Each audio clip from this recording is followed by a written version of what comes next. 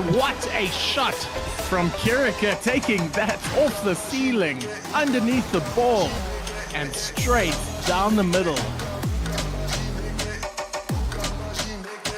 Oh, there it is, out of the blue! 2 seconds left on the clock and the Joker finds something out of nothing! Now, that pass from Shadow was immaculate, playing it straight down center. He just had to get a touch, and it's all he needed. Sonic has a chance, it's an open net if he sees it. Looking for the shot downfield, goes into the corner, Kilogram! He gets the goal! They're just in front of the net. Nuke barely keeps it out there, dies on the goal line. The last shot, it finds it through. Entity gonna pick it up.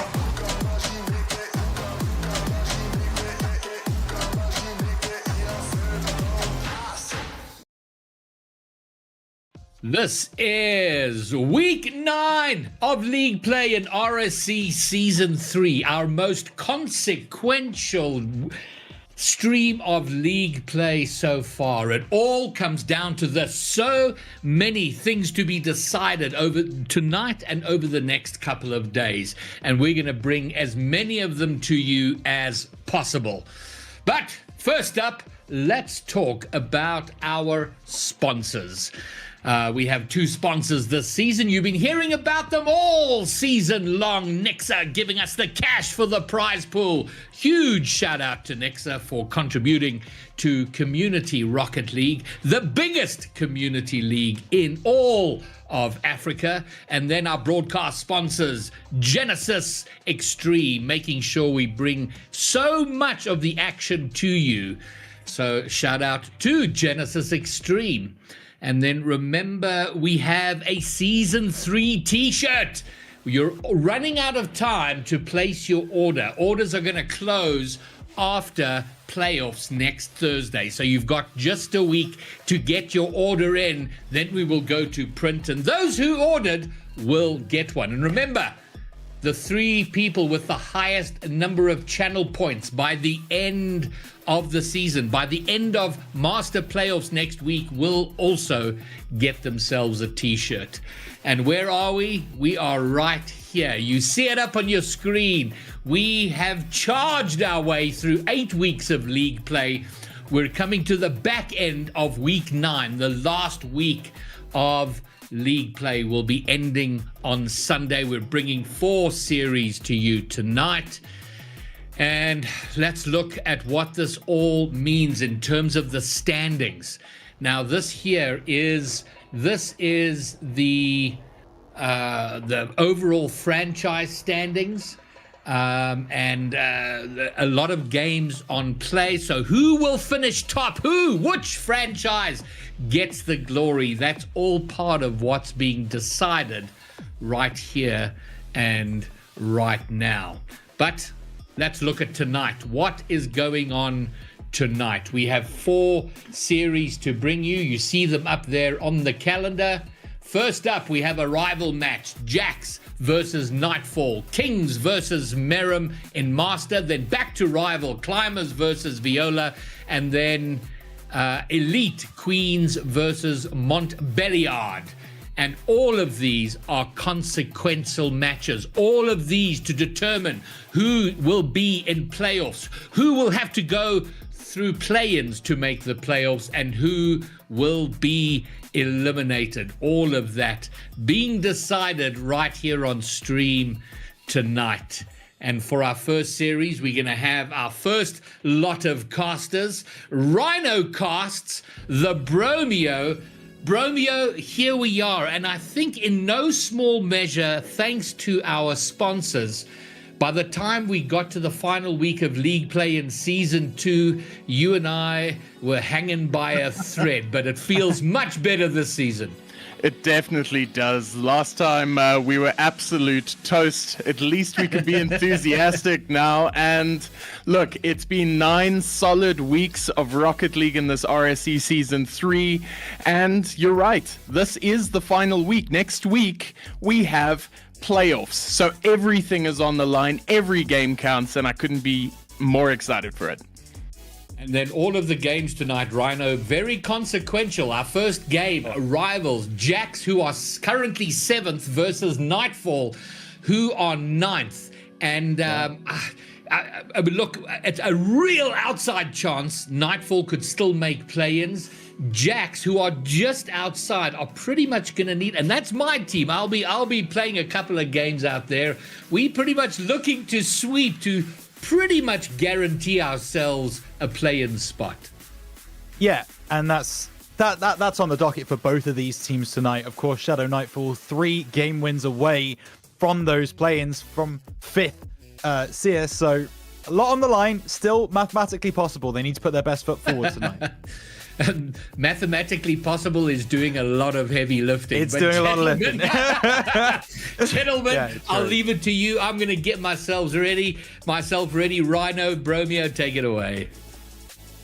I couldn't be more excited for this right now. It is Jax versus Nightfall. And like you guys just discussed, Jax have a chance to get in and get in well.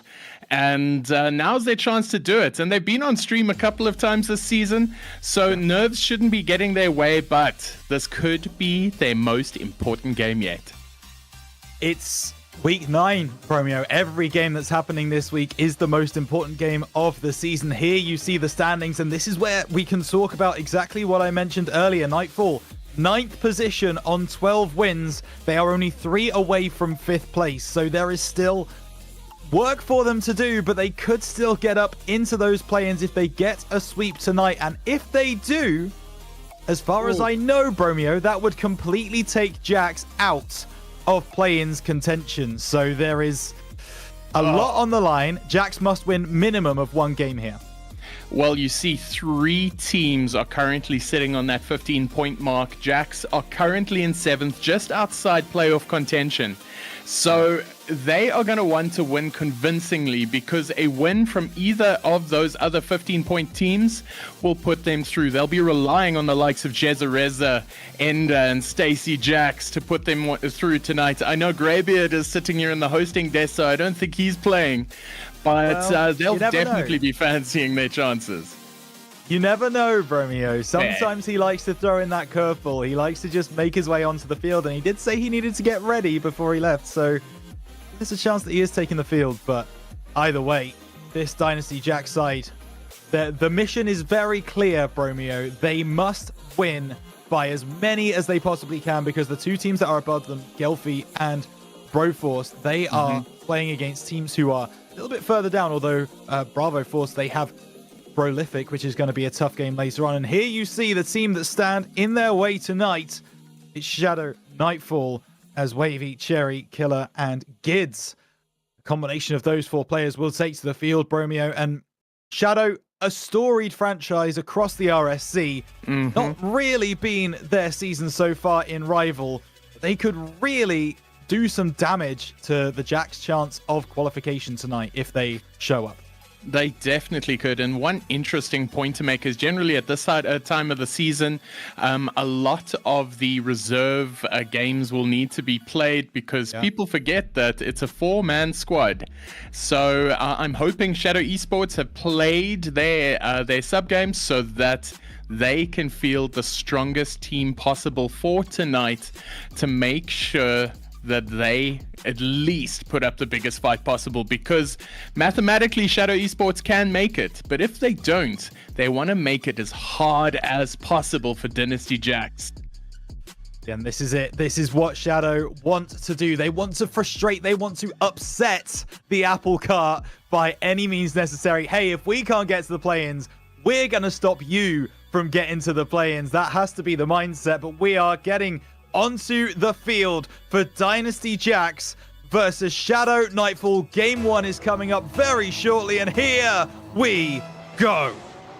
Well, you see Jax in the blue and Nightfall in the red, and straight away pressure by Jax. They're going to want to start this off solidly, because their entire season rests on it. Shut off, and there we go. Wavy scores straight away.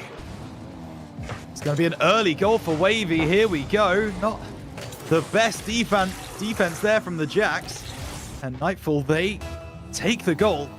I think I've seen that Mutschuk is playing for Shadow Nightfall as well, which is not something I was expected to be seeing tonight. Here comes Mutschuk, the European import, but he won't get much further there as Shadow try and get a second goal. It's very good to see the GM Mutts of Shadow Esports and of the entire RSC League putting foot forward. You haven't seen him much this season, but in this last game, maybe he's needed to make the difference here. Shot coming off, Jezereza in the air, gonna try and get it in, and he does. And there's the equalizer 40 seconds in.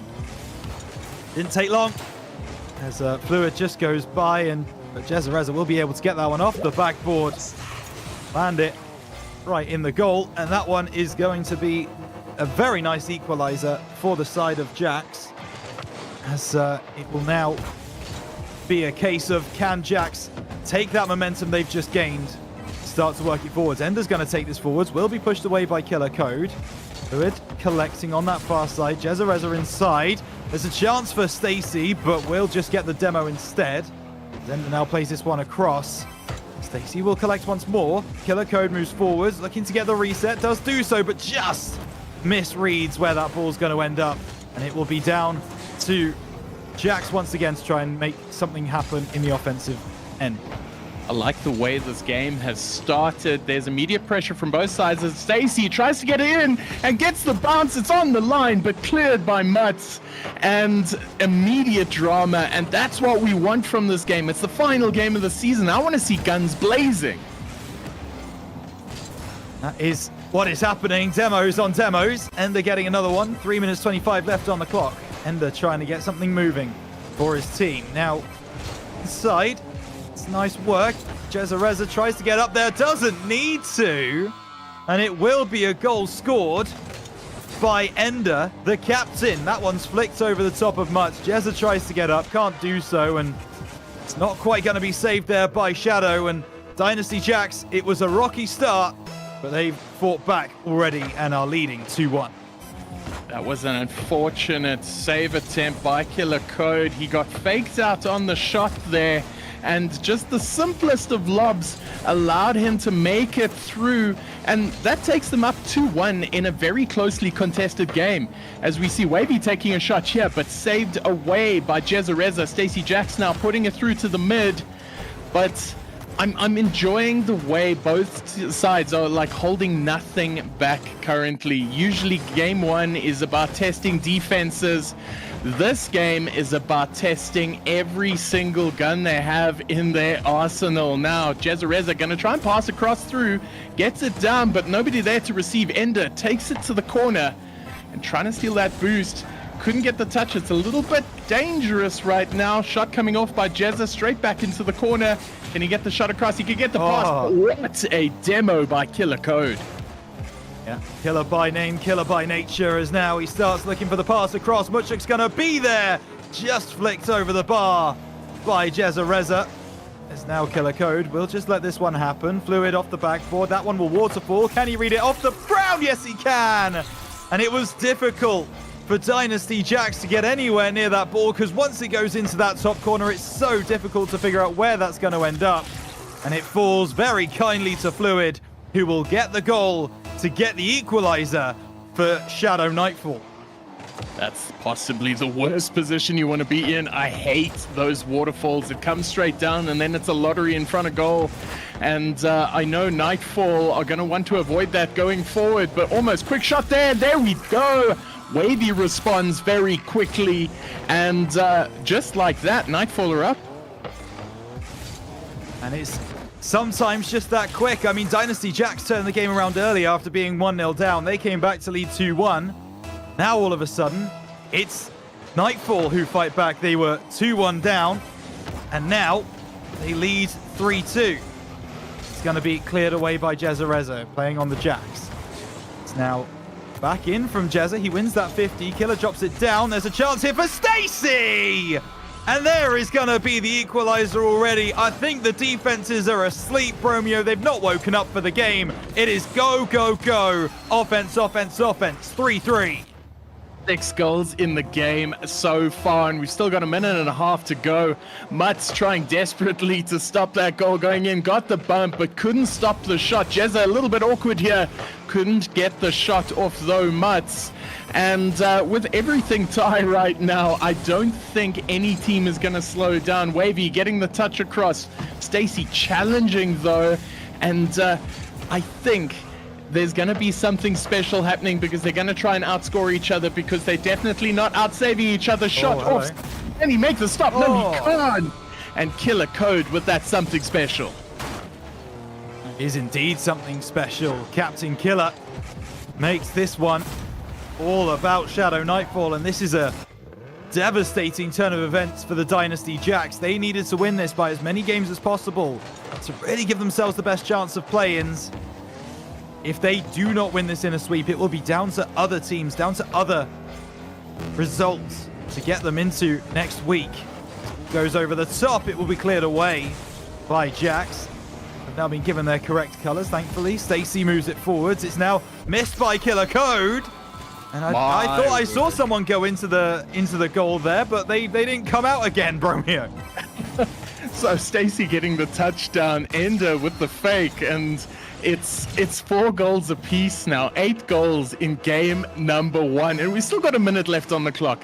This is absolutely mental. Cheating could be a kickoff goal. Can he get there in time? Hits the crossbar, but immediate pressure. Ender caught a little bit awkward. Wavy now going to try and start that cross, trying to pass off, puts it down to Mutz. Mutz takes the shot, but it hits the top. Can he get the... Oh my gosh, that was so close. And this is absolutely wild. 30 seconds left. The classic Bromeo scream coming through there as we start to tick down with 20 seconds left on the clock. It's a big pinch downfield. Picked up by Stacy, moves it forwards. It's back in from Mutz. Now back from Ender. Fluid looking for that far corner, maybe just trying to keep it away from the Dynasty Jacks. Wanting to take this to overtime could be the play.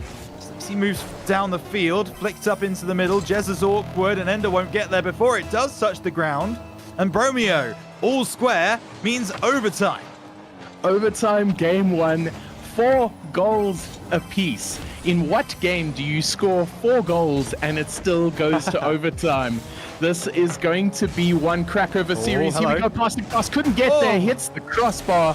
That would have been the play of the game if they'd landed it. Now Ender trying to get it through, manages to get into the corner. Jezza now with the touch, but gets tackled in the corner, and it looks like Mutz and Nightfall have cleared the danger as they force it back. Wavy trying to get the shot across, but Ender with the clear. Yeah, it's Ender again, just keeping this moving forwards for the Jacks. Looks to get the ball inside. It's cleared away by Shadow for the moment, and Fluid will have all the time in the world, has a lot of boost as well. Will look for the dunk, but it's cleared away by Ender right on the goal line. Back in from Mutz, but he can't find the angle. 50 seconds gone in overtime. This game is finally poised. Both teams want to win it. Both teams realistically need to win it. This ball goes off the ceiling. It's a chance now for Fluid to clear. Will be met by Stacy. Won't get bumped. Jez is there. Pushes it into the corner. Stacy back inside. Hit by Mutz for the moment, but waiting there is Jezza off the backboard. Needs a second man.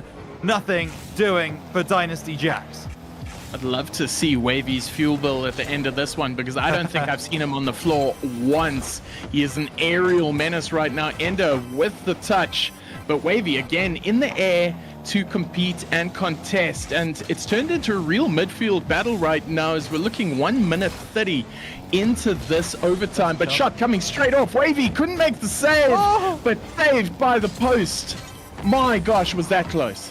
The woodwork is sometimes the best defender you can have, and it proved it there for Shadow. We've played almost 2 minutes of overtime. Nothing to separate these teams right now, and if that doesn't tell you we've got a series on our hands, I don't know what will. Jezza over into the side. We'll probably wait for a teammate to come through, and it's going to be Ender looking for that top corner. It's going to go wide. Picked up by Stacy, back across. Ender trying to be a menace, trying to get some bumps and demos. Hang on a moment. Mutz might have a chance here. Backflips from Jezza. Cleared away by Stacy. Fluid just about gets enough on that, but it's pushed forward still by Ender. And it's real jockeying for position in the midfield. As you said, Bromeo, neither side able to win that midfield duel. At the moment, that is meaning that we still are playing game number 1, 2.5 minutes after the 0 seconds were ticked down. or early shot off there. Killer Code managing to get the clear. He's going to try an opportunistic strike, but doesn't get there in time. And again, that midfield duel continues. And what's amazing is that in the 5 minutes preceding this, you saw 8 goals. In the 3 minutes after it, we haven't seen one yet. But Killer Code taking the shots. Top bins. He ends that duel right here, right now. And it had to be, didn't it? He's been so good all game. Killer Code, top left-hand corner. Pick that one out. Good shot placement. Wonderful work from Shadow. Nightfall. They really needed to win this, as I said. Nothing other than a sweep would do for them tonight. Well, they have started very well on that journey. And there you see Fluid getting the MVP, but Killer Code and Mutschuk right there with him. A fantastic supporting cast. Lots of work for Dynasty Jax to do. Well, Wavy getting that deserved MVP. He got a hat trick there, and off 7 shots, that is really, really well done. But you can see by the amount of shots taken, 11 on the Jax side, 14 by Shadow, that this was not a game about defense at all. No, it wasn't, and we might... okay, no worries. I was... Sorry. I read a message earlier that I thought there was going to be something. There wasn't. It's fine. As we move on to game number 2. And Bromeo, again, every game that goes by, the importance, it feels like, grows for both of these teams. As Nightfall keep winning, they need to keep winning. They need to keep putting that pedal to the metal.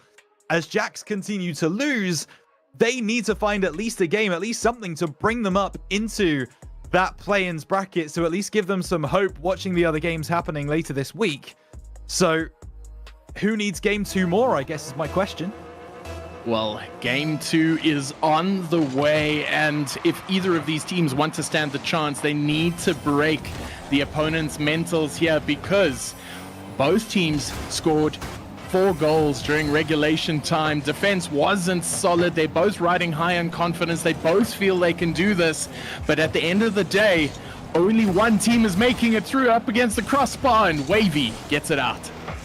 Yeah, it's back in, though, from Stacey, and this is more aggression from Dynasty Jax. They do end up back down the field, so Jezza now trying to move his right-hand side. It's put into the middle for Shadow, and the defense comes through as Wavy taken out of the play. Stacey, I think, looks for a ceiling pinch there. Oh my goodness, Jezza! He's forced his way through. Told the entire team of Shadow Nightfall to get on the weight. Dynasty Jax needed something in the start of this game too to cling on to, some kind of momentum. They've got it now, Bromeo. Well, that's all the momentum they'll need. They've got the first goal in just under a minute. They've got time to extend it if they can. That was a very fortuitous dunk on the Nightfall player, and there we go, just like that. Shadow, Killer Code responds. The code indeed does respond. It's not like my code that I write at work, as this one comes through right into the middle of the goal, and it is 1-1 Shadow Nightfall. They had to come back from a deficit in game number 1. Did so exceptionally well. Now doing so again here in game number 2. They are proving that their mental very strong indeed. Mutz misreading that one, but still has the time and place to move over to that left-hand side. Jezza will collect off the backboard. Needs help. Needs the third man press from Ender. Does come, but now that opens up their back line. Ball into the middle, and it's just awkward for Mutz. It comes off that bottom corner, and that is an unfortunate bounce for him. There's a chance for a counter-attack. Dynasty Jax moving back down the field. Pushed away by Wavy, and this game is so open, Bromeo. Both teams wanting to go all-out attack. Either team wanting to sit back and defend, and there's Jezza coming through, beating 2, scoring the second. I've seen Mutz trying to hold down this ball just to slow it down a bit, but there we go. Straight on the counter before they could reset, and that goal was an absolute clanger, and I'm pretty sure you're going to see it more. This series is not about defense at all, as another shot comes across, but Wavy there to make the stop. Gets bumped though, so you won't see any cool aerials from him just yet. But Killer Code still playing the faking game, playing the waiting game, trying to pass this through across. One defender to beat, but Jezza patient, gets the clear. And now it's his turn to attack. Oh, that could be good. Just off a challenge, Reza gets that goal. This is where Dynasty Jax, they start to take charge, and it's a pinch off of Mutschuk. Wavy just cannot get across the goal line. So close to getting there. Just doesn't happen. And the pinch through, the 50 played from Jax. Sometimes you got to take those risks. That risk paid off as now Ender down the left-hand side looking to continue to pile on the misery onto Shadow Nightfall, but they won't go down easily. That's a nice bump off the backboard. Needs help. Pushed away, and a demo through onto Wavy, as if to say, how dare you even try that kind of play, Shadow Nightfall. Jax will force them back once more. I see that Jax have been putting in the demos today. That last demo got them out of certain trouble, and now Killer Code getting the demo and Stacy Jax to say no, two can play that game, and I'm here for it. I love to see a good demo, and maybe that's what's needed to break up these attacks, as twice now these have been defensive demos, and that's a very important thing to see, is that you can, an offensive demo is one thing, killing the goalkeeper is a demo to do this, but killing your striker is something else entirely. Is almost a shot coming across here by Killer Code, but they will reset this attack, try it again, and Jezza looking like he got the clear. Yeah, and that's a nice drop down from Wavy. Not going to find much there as much. It's this one back across. Ender away from Jack's side. This one back in from Killer Code, looking to follow in his pass. Oh my goodness. So close to doing so, Killer Code. It feels like he needs to do it all himself. He's not really looking for those passing plays with his teammates. That's a bit of a concern in my book, as Stacy tries to get across. Wavy, big clearance. Mutz tries to get the redirect. It's a nice try. Nothing will come of it. Wavy, big pinch. Will fall to Mutz. Will try and drop this down. It will be followed in by Wavy. And Shadow Nightfall, just when you think they're down and out, they still have something to say about this game too. I feel like that was a pass from Mutz. I'm going to believe that is a pass, because what a play was that? Fantastic response by Shadow. They've been camping the Jax goal for what feels like forever now, and now they've reduced the deficit to 1 goal, back into the comfort zone, but they need one more, and they've got a minute left. Which is plenty of time, especially when goals have been so free-flowing in this series. Oh my goodness, that one a little bit dangerous across the face of the Nightfall goal. It will come to nothing. A demo onto the goalkeeper. There it is, Wavy. Now it's Jezza, pass inside. It's a good block there from Mutz to keep Shadow 1 goal away. It's now Wavy down the left-hand side. Bounces up a little bit. One once again, this time by Killer Code. Well inside, Ender tries to clear, won't find it. Mutschuk into the corner. Looking for a teammate. Jezza won't get back in time. The pass back is a little bit behind his teammate, but Killer might have a chance here. Ball into the midfield. Mutschuk can't read it. There's a chance, but it's not on target. And that might be the last chance Shadow Nightfall gets to tie this game up. Just like that, they get it, but Wavy with the big clear. He's going to let Killer Code chase this, passes it forward. If a fortuitous bounce comes in, they can get this. They've still got 1 or 2 seconds to make this count. It just cannot touch the floor, but looks like that might just end it right there, as Jax will be happy to take this in response. They've got their 1 point now. That puts them above the 15, but they're not done yet, I'm sure. No, they are not. 1-1 after 2 games is a fascinating scoreline, certainly for the neutral, and I'm sure it's even more fascinating for the likes of UnitOx, Gelfi, Critical Force, Broforce, and Redirect Momentum as well, all vying for those final 2 play-in spots.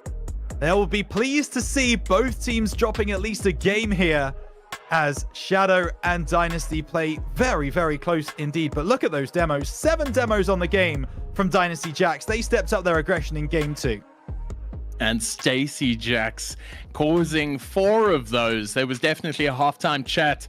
I'm pretty sure Greybeard is in there right now telling them to get those bumps in. And I would actually love some Greybeard reacts right now because he must be on the edge of his seat. This is an incredibly close game. Both teams have come out to play, and even by the time we've hit game 3, it's still level pegging, and only 1 goal in regulation separates them. Yeah, remember, as always in RSC, I mean, if you're watching this, you know the situation, but I'm going to tell you, if you're new here, we play all 4 games no matter what happens. So this game could go to a draw, which, to be honest, kind of be the worst case scenario for both of these teams, but it's going to be Shadow to get the first goal, and Wavy making waves early in game 3. Well, it seems like Wavy is making them waves indeed with that shot. Not quite getting the touch that he wanted, but that bounce confusing the defense, confusing Jax, and just getting that goal. It's all you need. Doesn't matter how you did it, it's how you get it. And Stacy now gonna try and put it straight back in, keep the pressure up, because they cannot let this game get away from them. Jax have everything to lose from this. Nightfall know they're not in for a slim chance, but Jax will still be fancying theirs, and they want to make this count. If they drop another game, it is not going to look good for their chances. Shot coming off by Mutschuk. What a clanger. That is a clanger. That is wonderful. The AGM stepping up. Third man press. 2 Shadow players already deep in the Jax half. That is a dangerous play at the best of times. Mutschuk makes it work, finds that bottom left-hand corner. Gets things going for Shadow Nightfall as they find a 2-goal lead, and that has been very hard to come by in this series. Of course, Jax were 3-1 up in game number 2, but Nightfall had still scored by that point. They went 1-1, but hang on a moment, there's a chance here! Ender scoring that one! You are being treated to an absolute rival masterclass tonight. That 2-goal lead did not last long.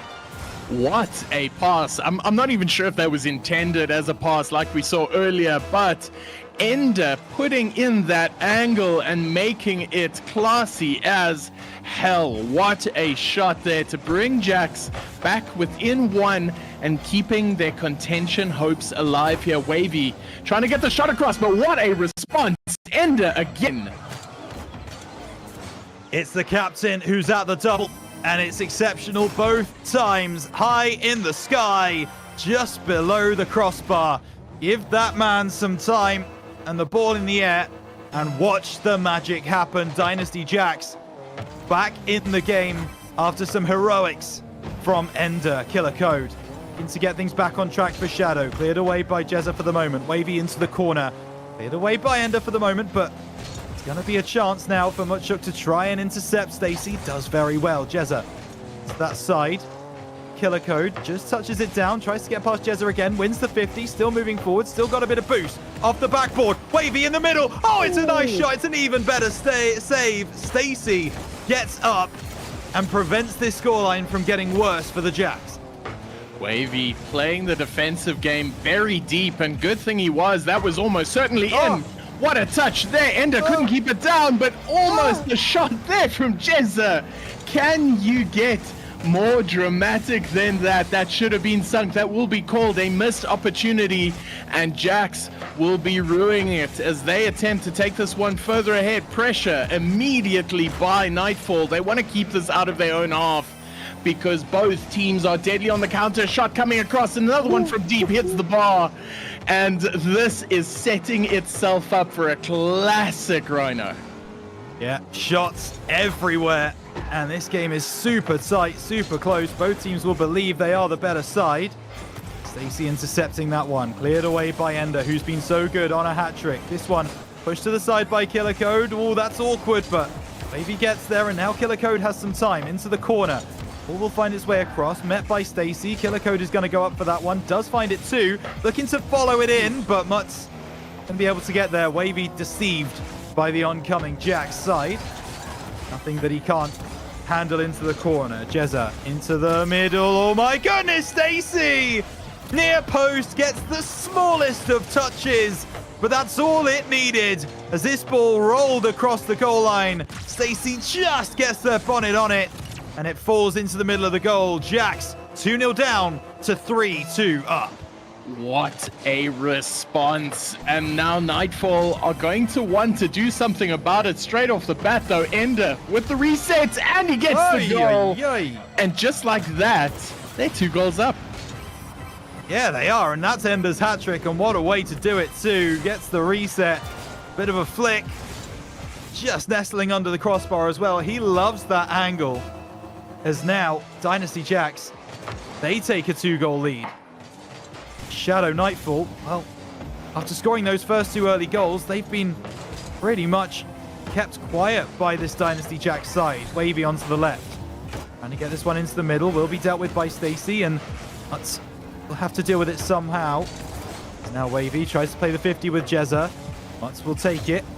Has Killer Code inside. Killer goes by, but Mutz still has possession. Doesn't have any boost, though. We'll try and find Wavy on the far side. Stacey gets the clear, and Jax don't really need to score any more goals, Bromeo. They're 2 goals to the good. They might do now if that one finds its home. Killer Code taking a speculative shot. Not going to find its way into the net. 4-2 still the score with 1:20 left.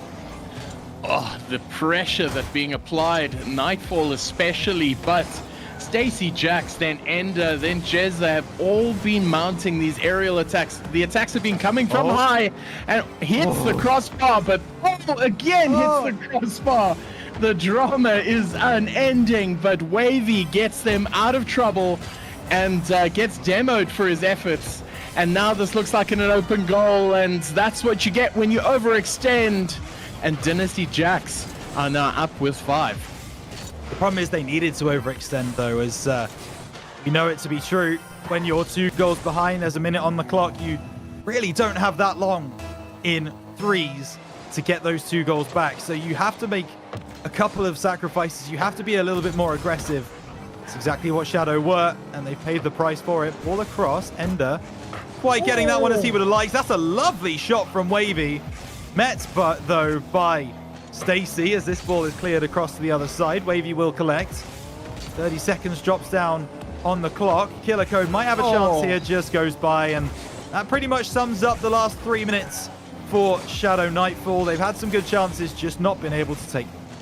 Those are some missed opportunities. Wavy on the backboard, and he's pretty much owned that back boost and backboard the whole game. And putting shot after shot, he just needs to play this through. Mutz, can he do it? Tries to fake it, but not quite there. Couldn't get the control, but yeah, I do respect that. Yeah, he went for the play, went for the fake, and sometimes they come off and you look like a god. Sometimes they don't come off and you look a little bit silly, and that's what's happened there for Mutz, unfortunately. But there you see it, Dynasty Jax taking the victory 5-2. They made it relatively simple in the end. They have locked in minimum of a draw, but look at the bottom right of your screen. Field domination, exactly 50-50. Shadow were just as much in this game as Dynasty were. They just couldn't make their pressure work as much for them as Dynasty could. And if you have a look at your bottom left, boost consumption, I think, what's that? 26 boost difference. That's small pad difference. And that could, it just comes down to missed opportunities. When your possession is the same, your consumption is the same, where does it count? And Ender, with his 4 goals, was the difference maker there. He was absolutely clinical. Both captains have really stepped up tonight. Of course, Ender for the Jackson, Killer Code on the side of Nightfall, both playing incredibly well. But Ender, that hat-trick was really something special, going up to find that ball every single time. And the angles that he was finding as well from those elevated positions, really, really impressive. Just nestling under the crossbar. Difficult skill to master. But, well, we'll talk about master a little bit later. But for Rival right now, it's quite impressive skill to see. And if he keeps doing that, Jax, they're going to stake their claim for those play-ins right now, right here. Well, Jax with 2 game wins now. And Shadow, with everything to show for it so far, I can back either side to take this through. Jax will want that next win, though. They want to cement their place in playoffs. Even though we don't have results from the other games, you'd feel a 3-1 win should be enough. But I think so. It's too close to call. So this game, number 4, is going to be electric. It is. We are just waiting on that game number 4 to get underway. We don't really know if there's been a technical issue or whatever, but we will continue to break down what we have seen so far. And actually, I've got some very, very sad news, Bromeo. With that second game loss, Shadow Nightfall officially out of the running for play-ins for rival tier. They had to win minimum of 3-1. They've not been able to get the job done. They've had, honestly, not a terrible season based on where they are in the league. Any other tier, they might have been able to sneak in with the situation that they've had. Not going to happen this season, though, and unfortunately, we will not be seeing them next week. Well, that is unfortunate, but it was a long shot, and it's just a testament to how competitive RSC Season 3 has been, especially in your middle tiers, Rival and Elite. Rival, this is a game about getting into playoffs. It is about 7th versus 9th, and both of them stood a mathematical chance of getting in. Dynasty Jacks still do, depending on how both other teams fare. When we see the results eventually, they could have done enough, but they will want to do more tonight. They will be seeking out that 3-1 victory, because the stronger they finish now, the better it is for their chances in the long run. Yeah, for sure. And that's exactly where they want to be, right? You want to get as high a seed as possible in those play-ins. Get yourself an easier draw if you possibly can. With UnitOx playing against Fort Templar at this same time, actually. The game is happening right now. It will be very interesting to see what the result of that was. You would expect Gelfi to take out Fort Templar with the way that they have been playing so far this season. However, that might not happen. There are a lot of things that happen on the final week that we don't expect, Bromeo. So Jack's still gonna want to win this final game. Shadow gonna want to win it for that little bit of pride. Get a draw on the way out and start rebuilding. Looking forward to the next season. But either way, it's pride or play-ins for these teams, and that's a very difficult spot to be in at the moment, because you've got that momentum. You've got both teams wanting to win. And that's where we're seeing this fantastic level of gameplay, this fantastic Rocket League, where it's attack all the time. It's just go, go, go. Smash mouth in your face Rocket League, and that's what we love to see.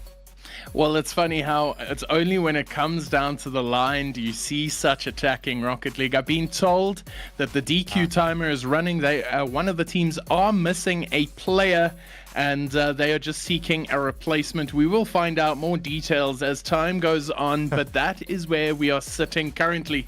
It would be a terrible, terrible way to go down in the final game of the season, to send it out to an FF, because no team wants that at this point.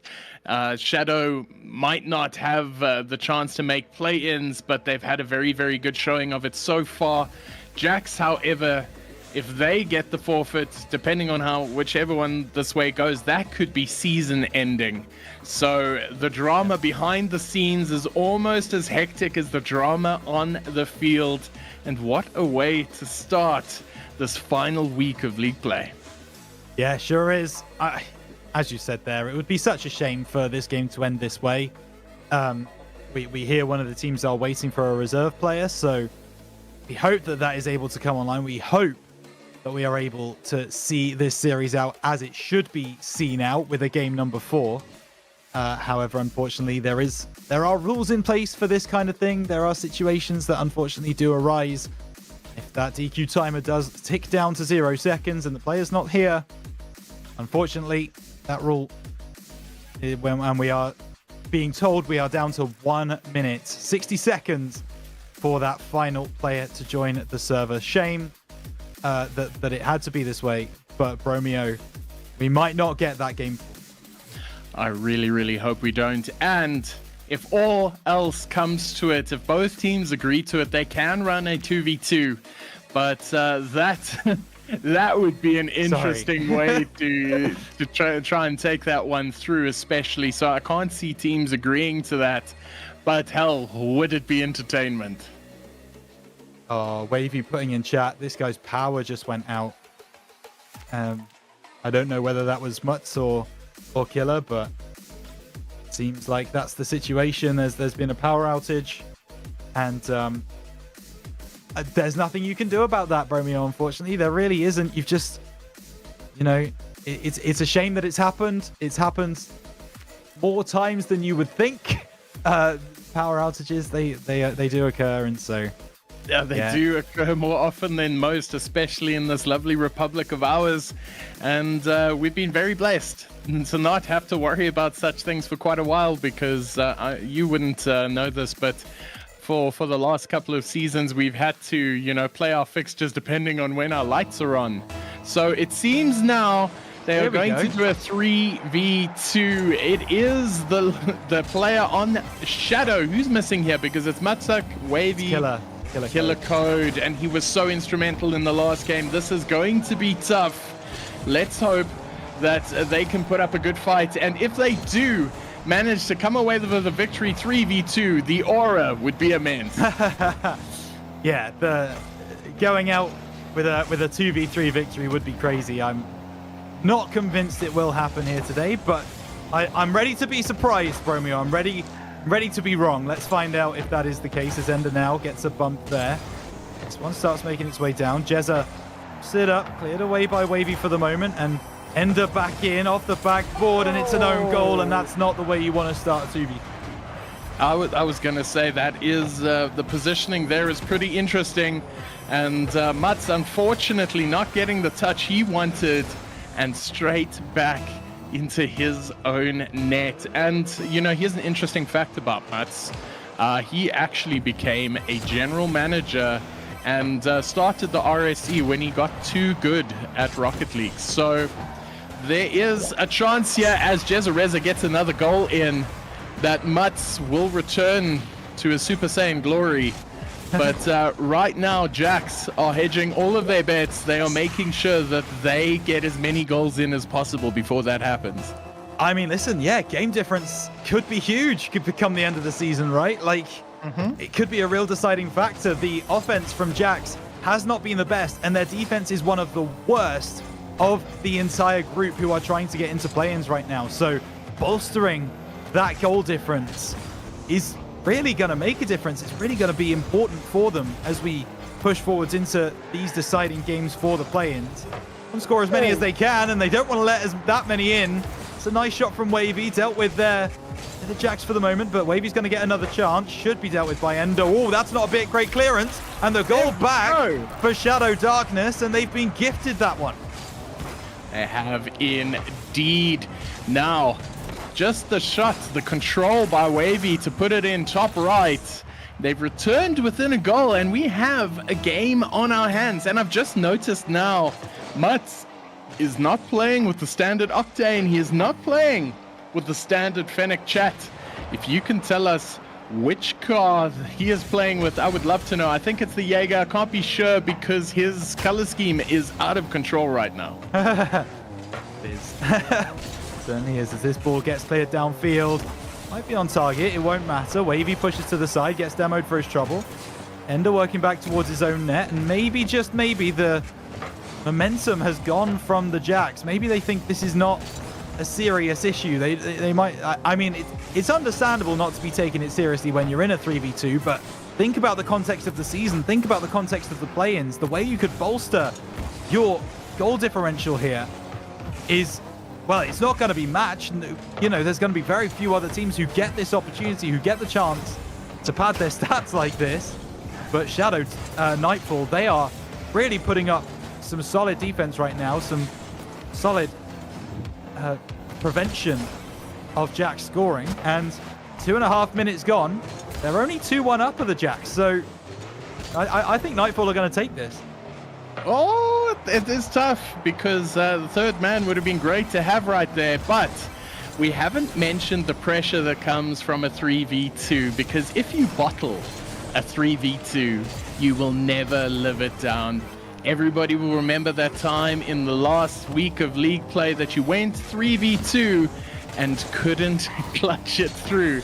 And that pressure alone is enough to cause some issues. So it's the added pressure of performing in a 3v2 versus a very solid defense now by Mutz and Wavy that could cause some problems. And there we go, Mutz getting the touch that he needed to get them out of jail, and now they're on the attack. Wavy will pick up that boost, try and get into the corner. He's going to wait for the counter. Can he get the touch? He gets the shot, and there we go. The equalizer by Wavy. Shadow Esports is still in the game. They are, with a minute and a half left, and Wavy gets beyond 2. And Jax need to make sure this doesn't get out of hand. Jax need to make sure they still go on and get this victory, because, well, if they don't, they are going to be wondering what might have been, especially since they are on the same number of game wins, as I said, as Gelfi and Bravo Force, and they both have currently better goal differences. So it's all going to be about who is able to get the more wins on the day. And if all Jax can manage is a draw against this Shadow Nightfall side, well, their chances of getting to play-ins drastically diminish. But Stacey understands the assignment, goes for goal, looks for the follow-up, looks for the second touch, but we'll just go for the boost steal instead. This ball makes its way out to midfield. Ender has to get around 1, but can't get around Wavy. Jezza trying to play it back inside. No. Cuts it down. There's no one back. And it will be Dynasty Jax taking the 3rd goal of the game. There, Just a little bit of control was all that was needed, and Mutz got bumped. And how devious was that by Jax? They want to make sure they take this. They're not taking any chances. His Royal Highness Mutschuk getting bumped to the corner, but he might get a kickoff goal, and almost there. And immediately looking for a response. They need to play somewhat defensively, being 3v2. But this is not the way they've been playing. Can get the touch, pass across. They're both going to double commit for this. They're both going to stay on the ball. They've got 25 seconds to get this one back. And oh no, it is on the return. Wavy getting back in time. 15 seconds to go. Can he get the touch? And you got to feel Jax are going to be fancying their chances here. They just need to maintain possession. Jezza putting the touch across, and there we go. That is mission accomplished by Dynasty Jax.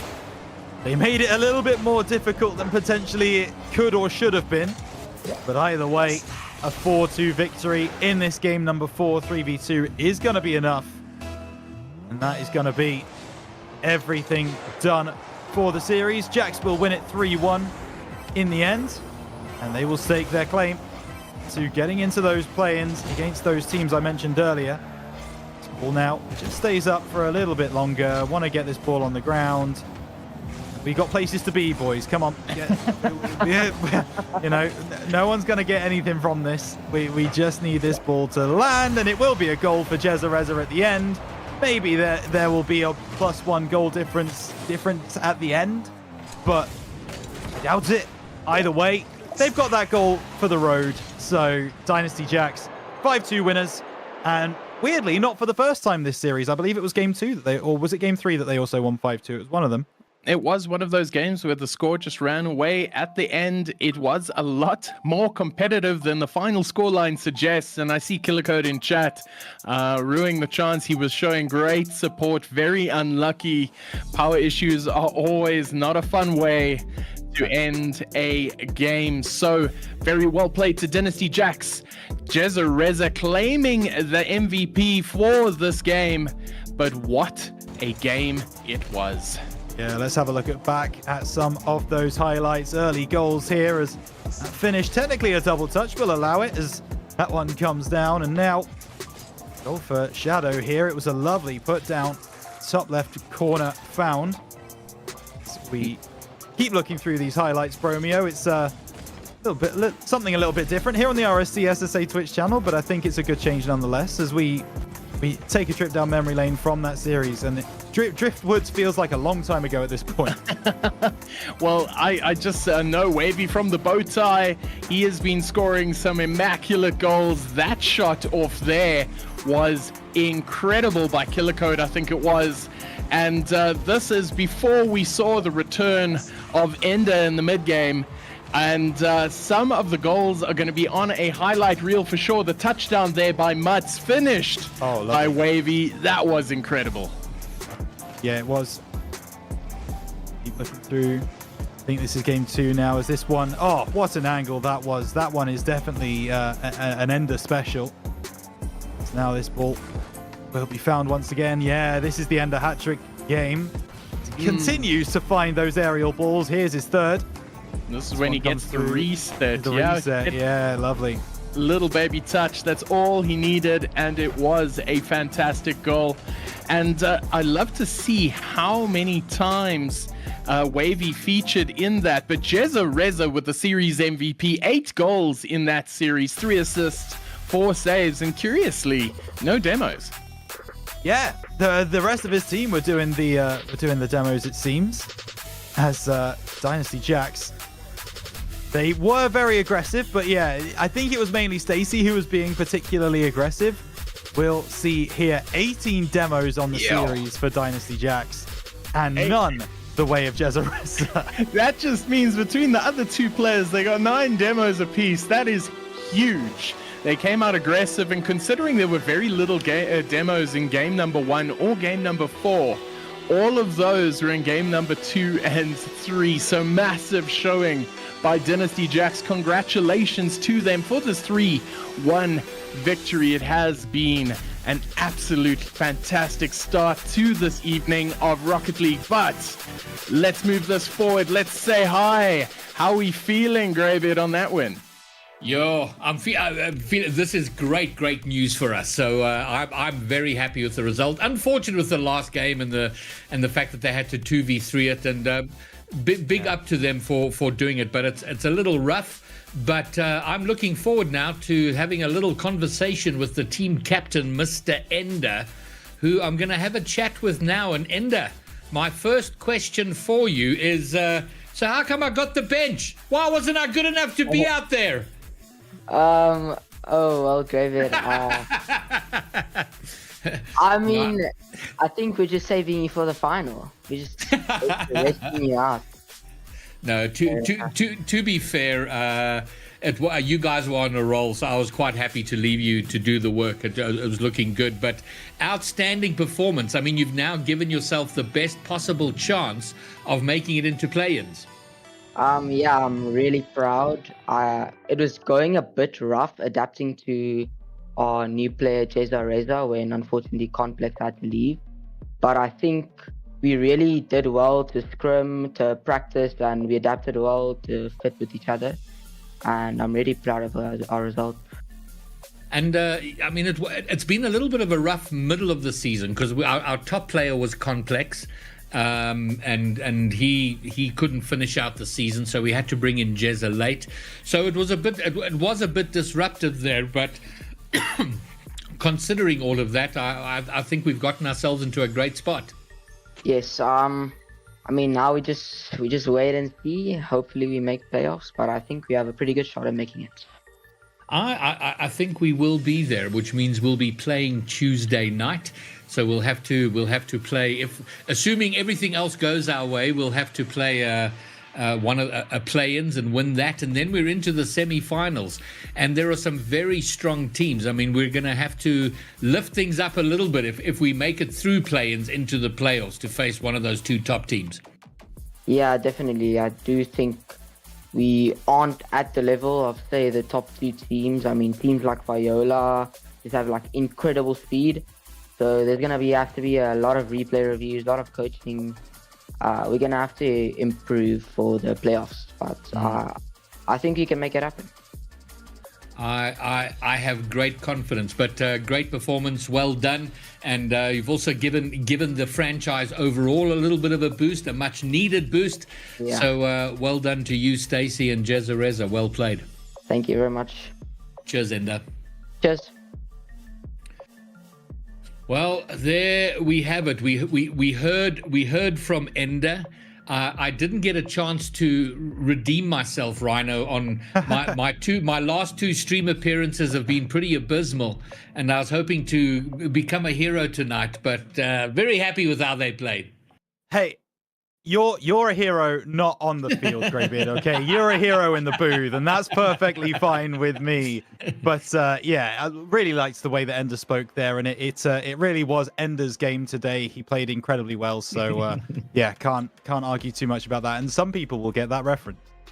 And do you know what makes me sad, Rhino, is that I haven't thought about it until now, but I'm enormously happy that you did and brought it up. It was indeed Ender's game. He had a banger of a game in the middle there.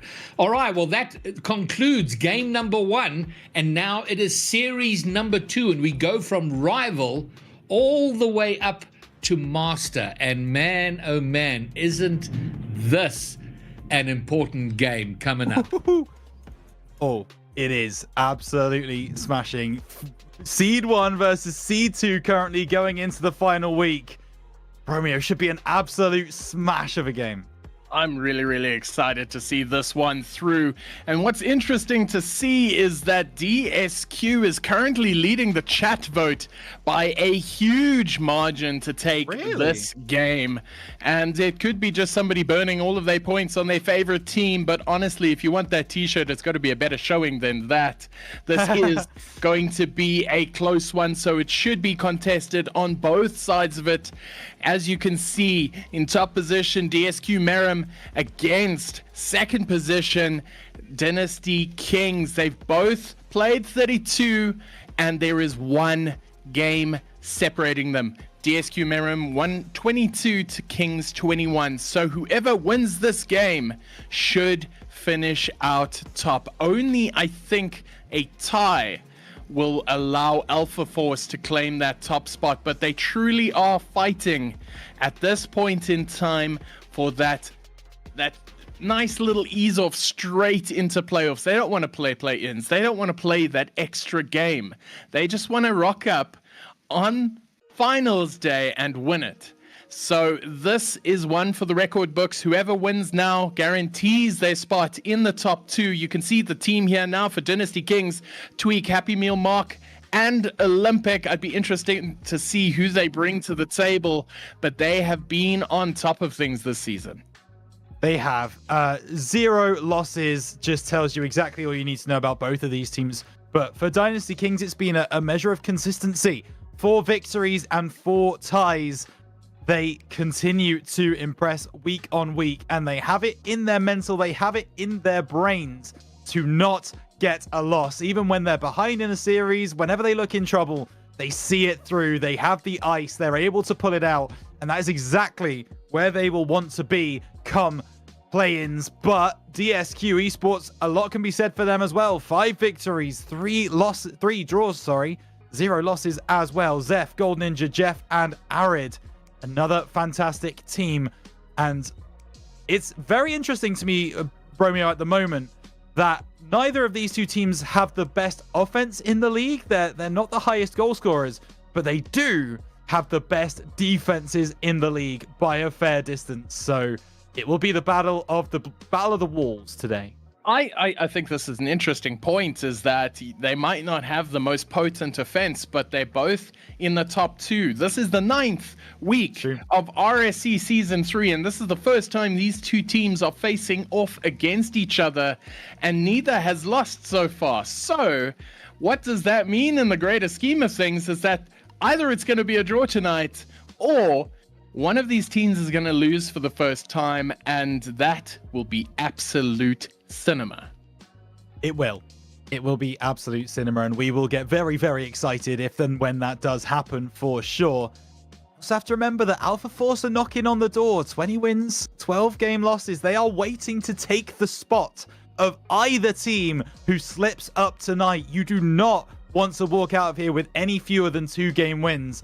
Otherwise, you are going to be looking over your shoulder going into the final games to be played this week. So very interesting. And DSQ and Dynasty, they are going to be at the top of their game tonight in order to confirm their spot in those playoffs next week.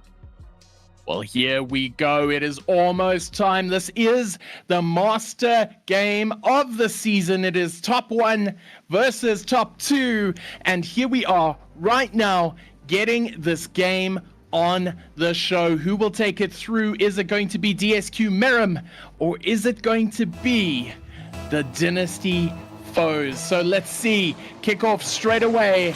And what a treat we're in for tonight, Rhino. Yeah, absolutely. Tweaking looking for this one. Backboard, no double touches. Found Happy Meal to follow. Bottom left-hand corner. We start things hot. 7 seconds on the clock. And Happy Meal finds the first goal for the Kings. And just like that, Dynasty is on the board. And just like their rival compatriots, they like scoring early and getting on the board. Now, Gold Ninja going to take possession, but stolen again by Happy Meal. He was fancying himself a quick little brace there. Now, Zeph with a shot across, but immediately they're going to try and settle things down. Gold Ninja not getting the touch, but keeps it on the side of Kings. And the ball is now loose, and they're going to reset. Yeah, and it will be Jeff now. Looking to play this one downfield, goes low, takes it past one, but Happy Meal's right there on the spot. Zeph down that right-hand side, has Jeff further downfield. Happy Meal inside, it's awkward. Gold Ninja looking for a teammate, cleared by Olympic. We'll now look for this one moving forwards, off the ceiling, off the backboard. Chance goal! Tweaking will find the second one for Dynasty Kings. DSQ Esports shell-shocked in the first minute of game 1.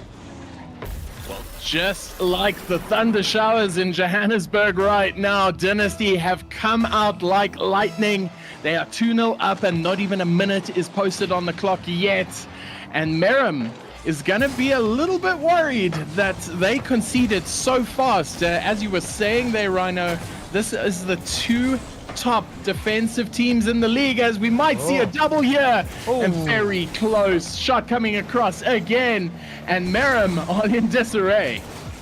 Yeah, absolutely. Their defense I really expected to be a little more cleaner than this, as Zephyr's pushed forwards that touch too far. This one comes off the backboard again, cleared away by Gold Ninja. Jeff to take it forwards. Gold Ninja up on that right hand side, wins the 50, gets a nice half flip, but cleared away by Tweaking again.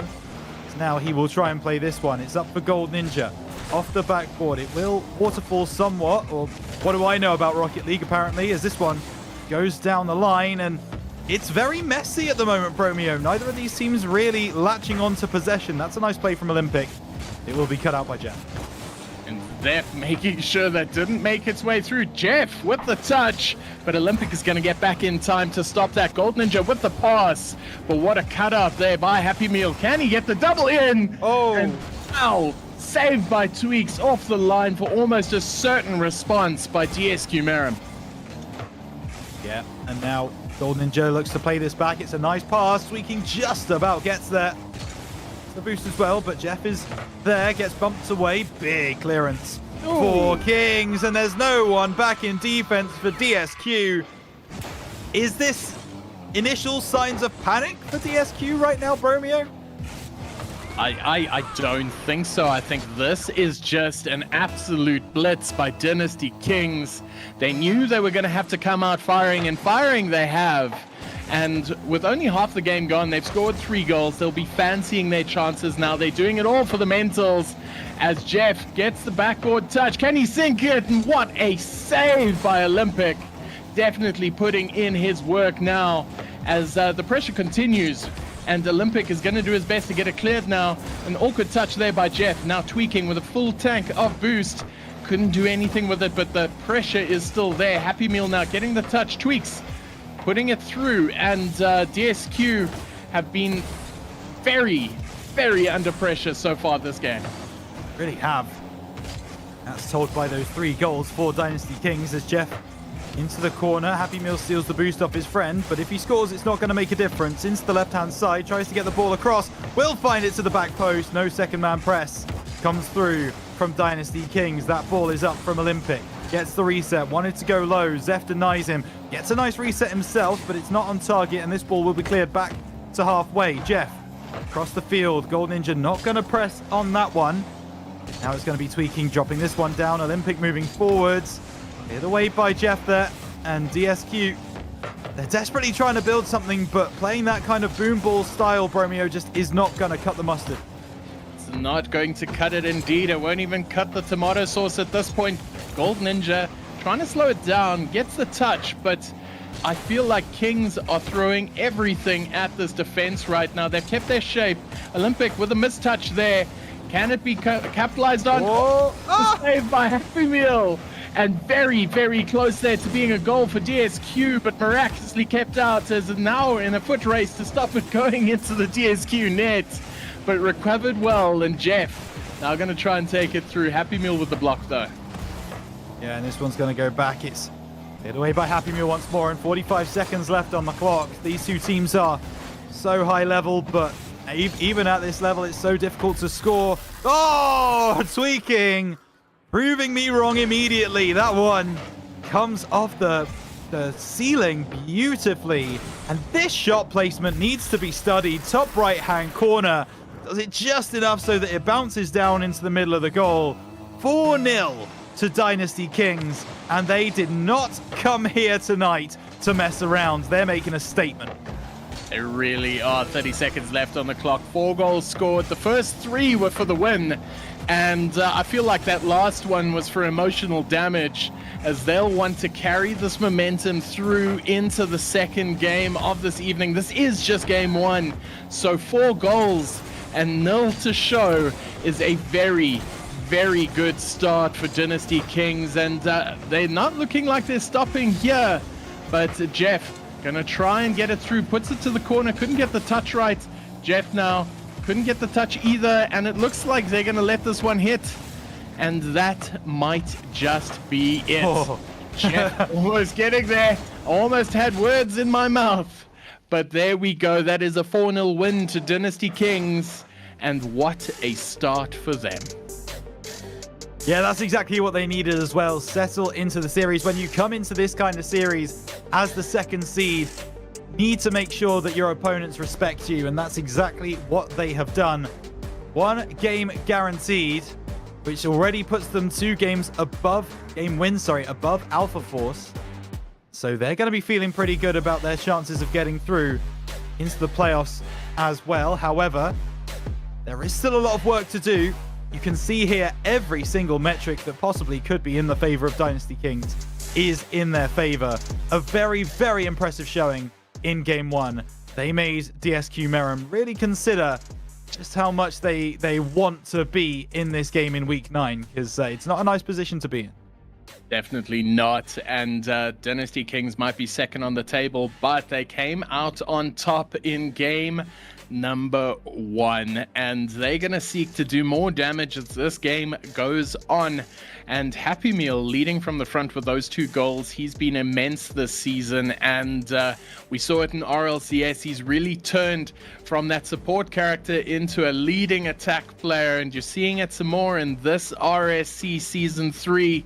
So it is an absolute treat so far. We still have 3 games to go. And second game number 2 is going to start right now, and it is now upon DSQ Meram to reply. Is Happy Meal once again taking the ball early, and the one good thing for DSQ Meram is it's back to 0-0. We are back level, and they can start again. Demo onto Zeph though. It's going to start to get in the head, you would think, of the DSQ side. Ball across near post. Tweaking can't get there. Ball off the ceiling, back in again, not quite gonna find the touch. Happy Meal pushes forwards. This is a very aggressive Dynasty Kings side. They are really deep into the DSQ half. Maybe it'll work as well. No, Tweaking sees the danger, starts reversing, but oh my goodness, he misread that one. Was lucky Happy Meal was back in time. Olympic tries to take it forward. Across to the far side, Jeff off the ceiling, but with almost a minute gone. Remember, Dynasty were 2-0 up after the first minute in game 1. Been a better start from DSQ. It has been indeed, and interesting. We've just been shown the stats from the prediction. 60% of you believe Kings are going to take this game, and honestly, that is really interesting given the fact that it has been so close this season, and only 1 game, not even 1 series, 1 game separated them to begin. It is now 2 games.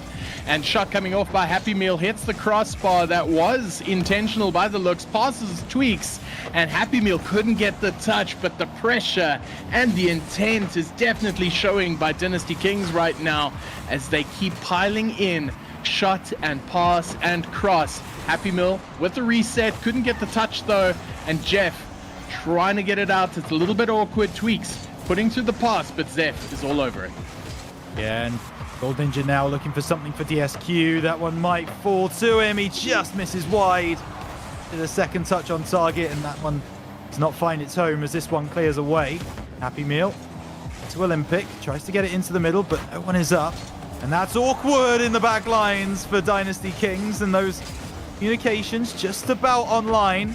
But that was very touch and go for a moment. Tweaks tries to get this one, not going to find it. Olympic to the middle. Happy Meal's on that far side. Not somewhere where DSQ wants to send that ball. Happy Meal looking for the double, but not going to read it in time.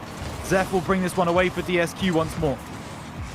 Well, this DSQ team is 2/3 of the RLCS Bird roster with Gold Ninja and Zeph, complemented by Jeff. This is truly top-class Rocket League that we're seeing right now.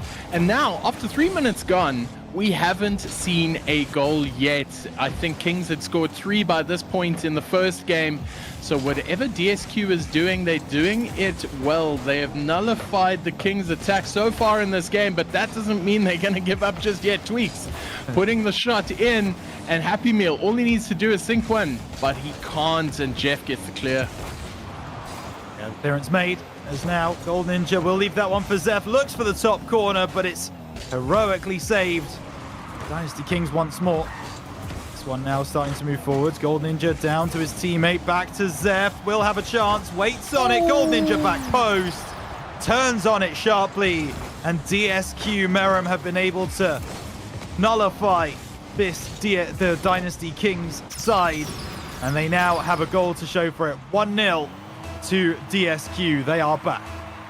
Man, that pass by Zeph and the assist needs to be studied. He committed 2 Dynasty Kings defenders to that, forced the double, and all it was just a simple doink over the top.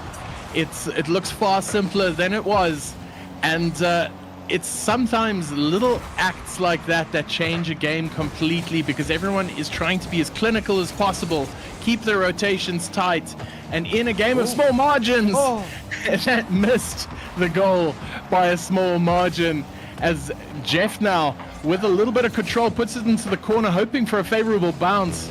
It's now up in the middle, but Gold Ninja not there in time to capitalize. But DSQ are now all over the attack. They've scored their 1 goal, and they are tasting more. Yeah, as Jeff now brings this forwards, gets the reset, goes low, dealt with by Happy Meal for the moment, had to get the second touch and does. Boost to speak of, so he's going to try and play those 50s, does get a bump, it's not enough. No communication though from the DSQ side. Olympic still taking this forwards, wins the 52. Happy Meal will be able to get some boost, but he just misjudges that touch. Let's find it into the middle. One there by Dynasty again. Jeff over to the far side, Olympic onto the right wall as tries to get the clearance. Now Gold Ninja will collect. Happy Meal intercepting, looking to take it forwards off the backboard. Jeff clears it away, and with 12 seconds on the clock, that's gonna be it, you would think. Happy Meal will try and save this one, but he misreads what Jeff wants to do. Jeff finds the goal to give DSQ a way back into the series, 1-1. I love this. Jeff faked the flick, just pushed it directly under the defense, and takes them up to an unassailable 2-goal lead. I say unassailable, but we have seen some stranger things happen. But as the clock winds down, DSQ are going to be very happy with the way they responded this game. Shot almost coming across there by Zeph to an almost certain 3rd goal, but the ball is still up. They're doing this for goal difference now, as Zeph taking the aerial attack. He's going to try for the reset, gets the touch, but saved by Happy Meal. That is going to do it. Dynasty Kings shut out this time. It was 4-0 to them in game number 1. They lose 2-0 in game number 2. That is exactly what Rocket League can do to you. Look at these statistics once again. We're in favor of DSQ. Not quite the whitewash that we saw from Dynasty in game number 1, But either way, DSQ deserving winners in game 2. And now that we're 1-1, now that the teams have greeted each other, shared the how do you do's, Bromeo, where do you see game number 3 going? Man, I love this, and I love that in real time we can say for certain that DSQ have reclaimed their top spot with this win. So as the series goes, we can let you know where they are on the standings, because there is only one game separating them. So because they are tied now, DSQ has reclaimed the top spot, and it would mean that Dynasty would have to win out the last 2 to make sure that they claim that top spot, because a draw at this point favors DSQ. It does. It does. With that extra game win from the season, they will be quite happy with a draw for this series, to be honest with you, Bromeo. I mean, they will also guaranteed, if DSQ do get that draw, they will guaranteed lock in playoffs. That is 100%. The only team that could drop down then is the Kings to Alpha Force. So DSQ know the situation. They know what they have to do. Jeff now, if they could win this series, though, that will, of course, be the better outcome. And Zeph comes through, uses Jeff as a T, and finds the bottom left. So, brilliant goal there. So, I think that is lovely. So, one of the key points I'd love to see is that I think that DSQ will be trying to lock in this game now. They will be excited to make sure that they do not sink another goal this game, because if they do, they've secured their top spot. They just need the game win now, and if they can do it now, the sooner the better. Yeah, absolutely. You want that level of knowing what's happening. You want to absolutely have it locked in. Jeff, that's a fantastic save. Tweak will try and get this one, but Zeph clears it out to halfway. Now it's once again into the middle from Zeph to Gold Ninja. Gets the reset. Olympic to get past. Now it's going to be Happy Meal clearing this one away. Zeph turns on it though, and this is DSQ trying just to squeeze Dynasty Kings a little bit, trying to make the pitch smaller for them. Doing a good job of it right now. Olympic into the middle. It's on target, but it doesn't have the pace. Gold Ninja will be able to clear this one back halfway. Finds Jeff on the far side as well. Wants the double. Might find it too. It will be Zeph who comes through and clears. But that there is going to be 2-0 to DSQ Merrim, and they have really turned up after that game 1 loss. Jeff almost there with the double, but luckily Zeph was there to take the bounce. Very good follow-up there by 2 position and making sure they pick up the second goal. So now DSQ are in the prime position here. They're going to want to take this game. And right now they're doing everything right. Only a minute 30 gone, 2 goals up. And now we need a response from Dynasty King. Happy Meal putting it up into their tweaks. Going to try with a shot, but the defense is set and it's going to be a tough nut to crack. It's Olympic challenging. Just trying to get this one going. Happy Meal will be up for this one. Beats out 2 Merrim players. Be collected by Jeff. Now moves down that side and might start to see Dynasty get a bit desperate. We might start to see a couple of triple commits and over commits from the King's side now, as there's a chance for Happy Meal. Good save by Jeff. Gets right up in the face of the McDonald's meal, as now it's going to be Tweaks dropping this one down. Happy Meal right there, top left. Jeff can't get there in time. And when you need a goal, there is no one else to call on this Dynasty King's side. He is so consistent at finding important goals. Happy Meal gets on the board, and this is the first time in this series both teams have scored in a game. That is actually true. What a stat indeed. Happy Meal breaking ground with Dynasty Kings in this game number 3, and now only 1 goal separates the 2 as an early shot comes in by Jeff. Whoa. And there we go, just like that. The lead is now extended again by 2. Completely undoes the good work, the goal from Happy Meal, as DSQ go right back the other end, get themselves a kickoff goal, and still over half the game left to play though. And if 4 goals can be scored in the first half, then logic would dictate, Bromeo, that 4 goals can be scored in the second half. That is logic indeed, and the lovely thing about logic is most of the time it can't be denied, but this is Rocket League and nearly everything about it is illogical at times, as Jeff plays it off the ceiling, tries to get the touch there, but challenged well by Tweaks. Now, Zeph trying to get the touch, Jeff in response, and immediate pressure being put on the corner of Dynasty Kings. They're going to try and put the quick pass through as they maintain middle possession, but shot coming off, and Gold Ninja with the save. They're going to play very hot and fast at this point, as this almost goes wrong for Dynasty Kings, but Happy Meal again with the save. Yeah, and Jeff just dropping this one down. Zeph to take over onto the left side, looks to try and get the ball in. Gonna do so. Tweaks, though, not the best touch away. Will be better from Olympic. Gold Ninja takes that one on his bonnet. Gonna leave it for Zeph, but Tweaks will get by. Onto that right-hand side. Tries to find a pass across. There's no one there, though. Happy Meal, no boost. Happy Meal doesn't have any boost. He's not going to really be able to score it, or it's certainly going to be more difficult. Zeph had to take evasive maneuvers there, gets the clearance. Happy Meal across, nothing doing. Dynasty Kings, they're trying to get shots on goal, Bromeo, but they're being met by an absolute purple wall at the other end. Well, this is how DSQ closes out games. Almost there, though, by Dynasty Kings, but no dice. As Dynasty now tries to put it across. Fantastic challenge there. He just needs a touch, and there we go. Zeph with goal number 4.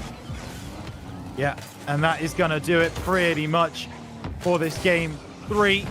DSQ Merrim. Unless an absolute miracle happens on the side of Dynasty Kings, they will be taking this game 3. They will be taking their second game of this series, and that will mean that they lock in playoffs for next week, not having to play the play-ins. Definitely a benefit for the DSQ side. Left now, Zeph lets this one go. It's Tweaks up into the corner now, trying to clear this one away. Gold Ninja across the field. Happy Meal intercepting just about. Jeff try and make this one work. This one goes onto the far side. Olympic into Tweaks, back in from Zeph. Jeff trying to get the redirect. Olympic is back. There's the second stick down, Bromeo. The fact of the matter is, it's going to be Merrim taking game 3. And what a manner they have done. 10 seconds left on the clock. Tweaks is going to try and score a response for the goal difference. But honestly, DSQ have looked imperious in this game number 3. They have not looked like taking their the pedal off the metal the entire game. And DSQ secures their shot to take down whoever faces them in the playoffs, because they cannot be knocked down to 3rd position now. They have claimed at least a top 2 spot, but now in game number 4, they're going to go for the throat. They're going to try and secure that top position.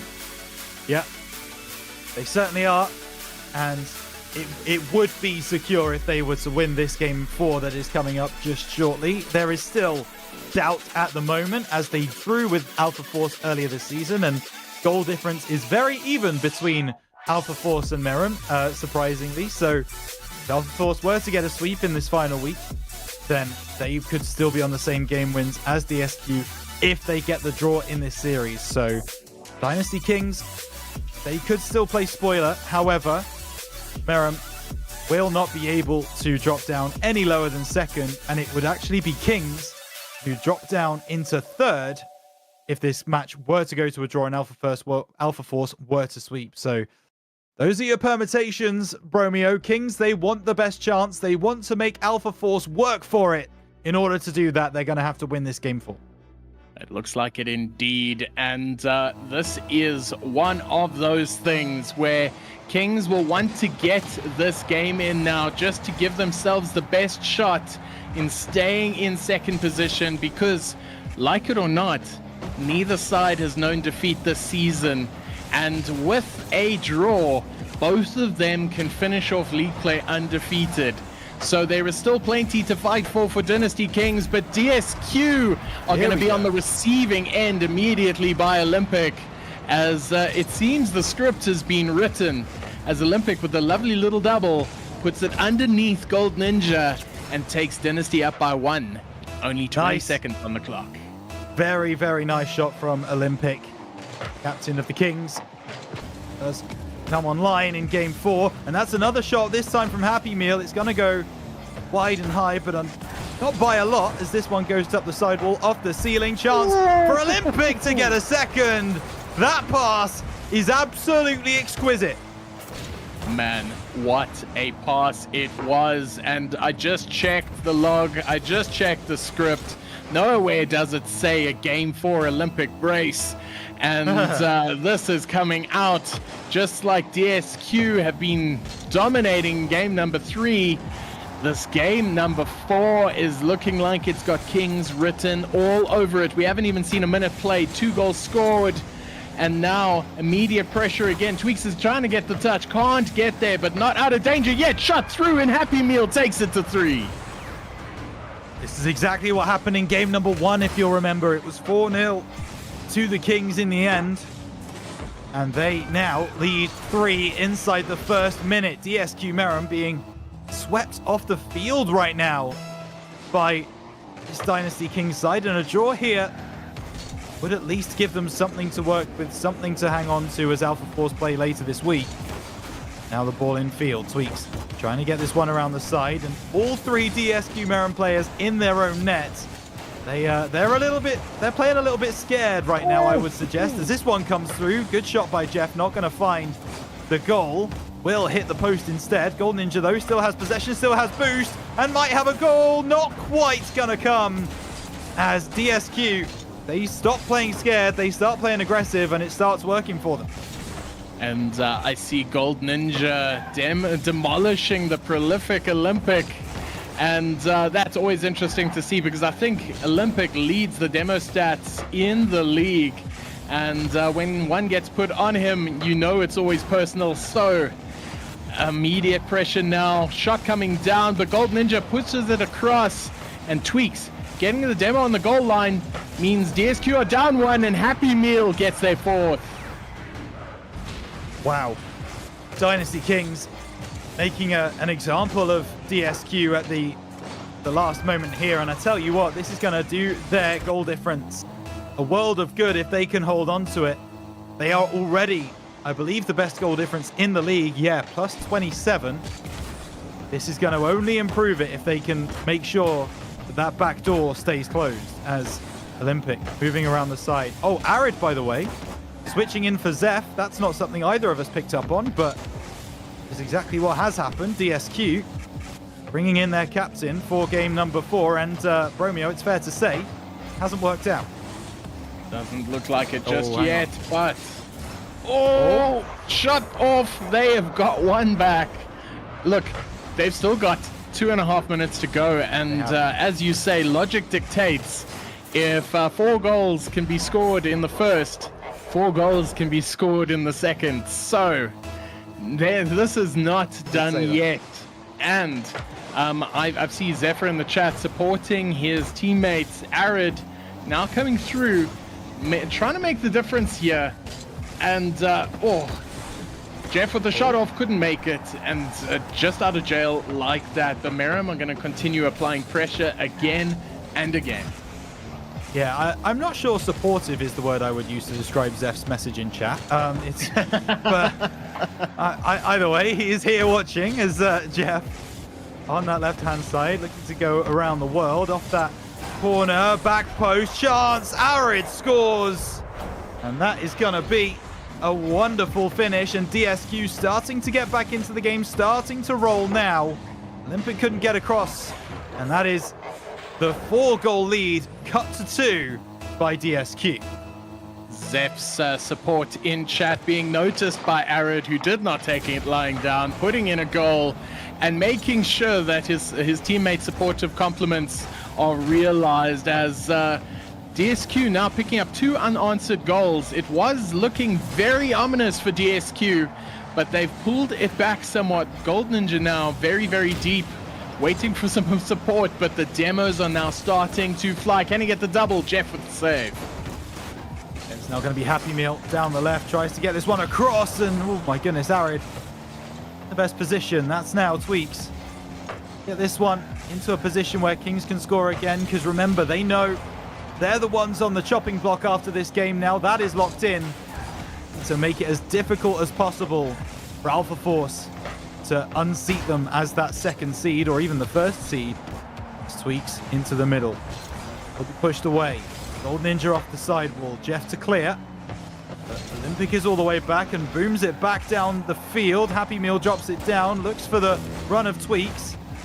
Try and get this one, but Arid beats him there.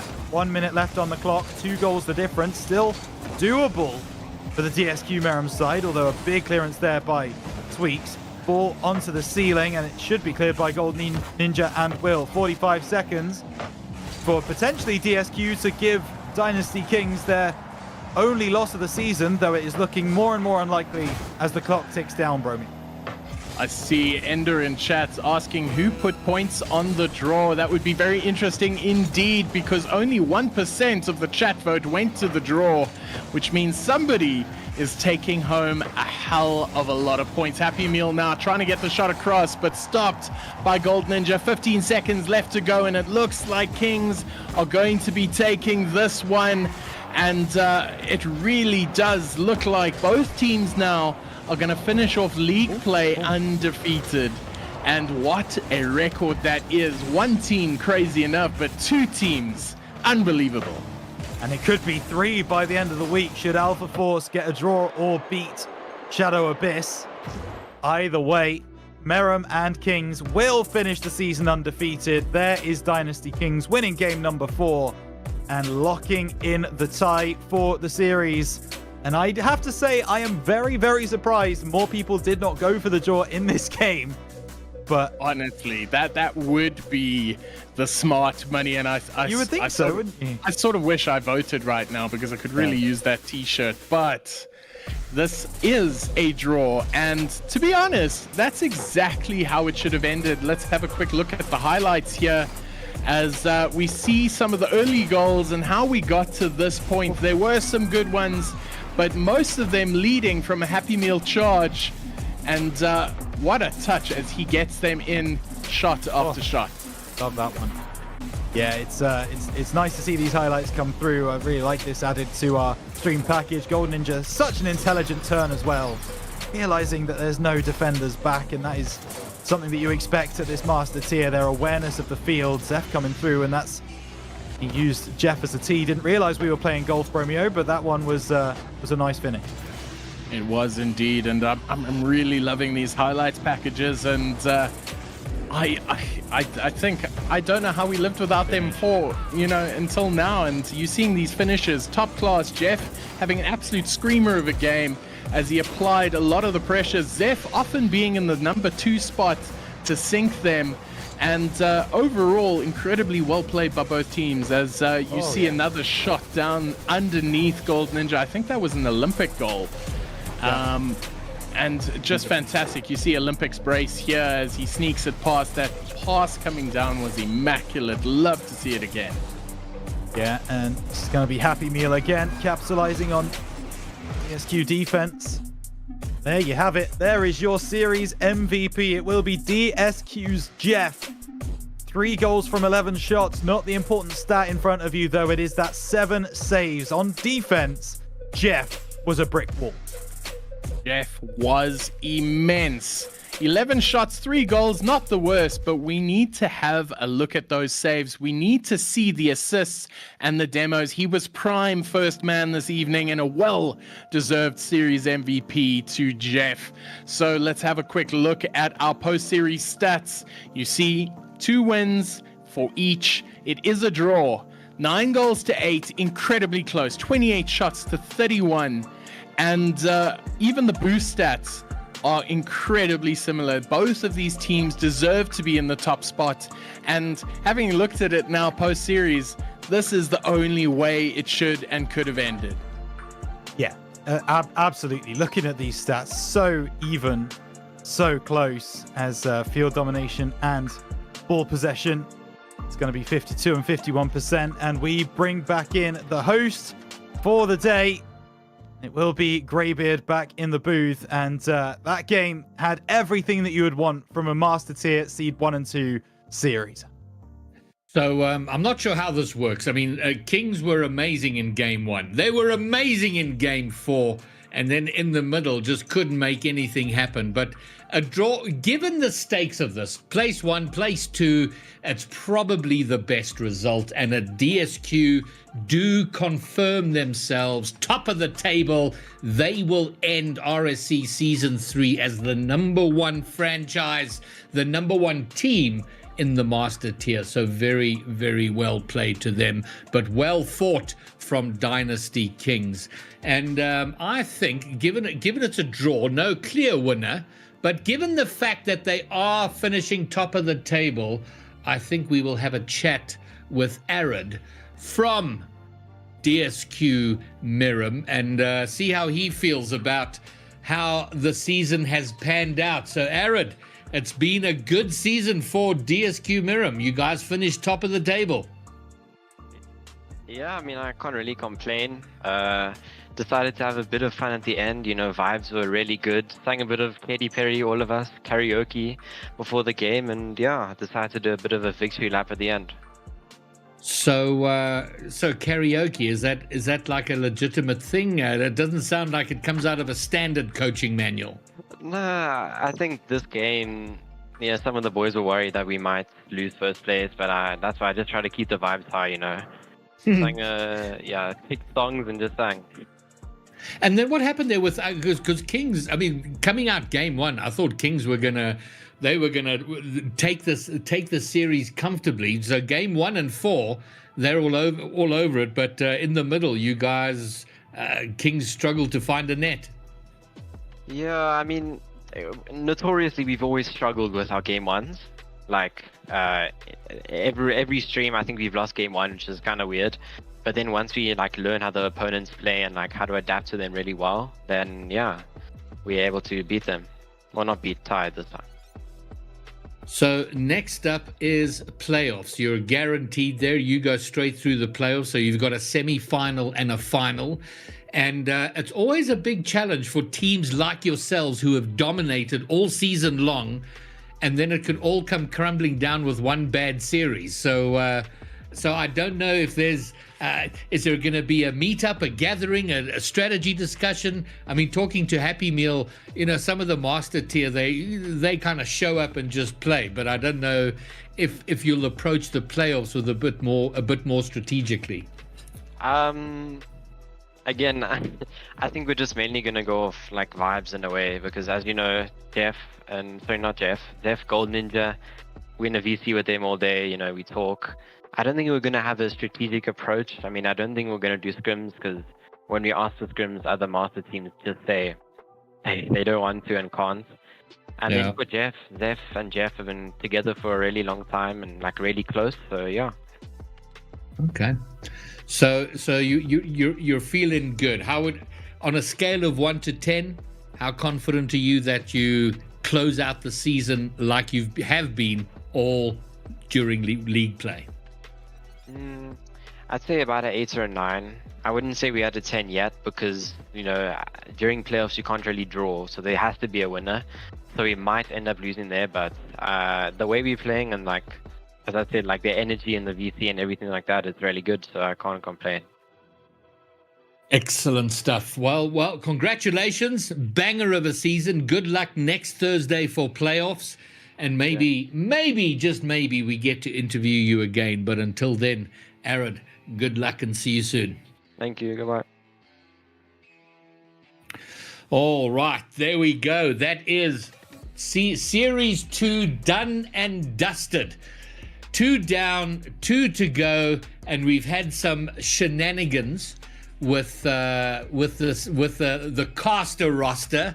So the host is now a caster. The man who is off is now supposed to be off is now being pressed back into duty. So Bromeo, you and I, we go back to rival for another really important game. I'm really excited to see this one, and in a way, every single game counts. This is Climbers versus Viola, XP versus DSQ, and as with all the games, the stakes have never been higher. And very similar to the last series, this is places 1 and 2 in the conference for the season. So it's pretty close. But in this case, Climbers 2 behind. So if they want to finish on top, they're going to have to take this 3-1 at minimum. At the very least, and most of all, they'll want to get the win purely so that they can get ahead of Jawlers, who are just behind them in third. They want to secure their top 2 position. So a win will get them there. A draw, not so much. So again, a first and second place matchup. Everything on the line. They want to secure pole position because that gets you the best seedings and it's the fastest way to glory. So you can see here now for XP Esports, NoMaiden, AAOKY, Ace, and Durability. So it's going to be interesting who we see today. I wouldn't be surprised to see all 4 of them, given the fact that it's the final game of the season. And Jura, the man on the rise there, a prospect last season, rival now, probably going to be elite. Maybe even if he keeps grinding the way he has, might find himself in Master by the time Season 4 rolls around. But a very good, very strong roster, and they have every chance, the Climbers, of overcoming Viola. But it's not going to be an easy job. I mean, with Viola's record, out of 8 series so far, they have won 6 of them, drawn 1 of them, and had only 1 loss with Flyaware, Amiru, Chaos, and Divine.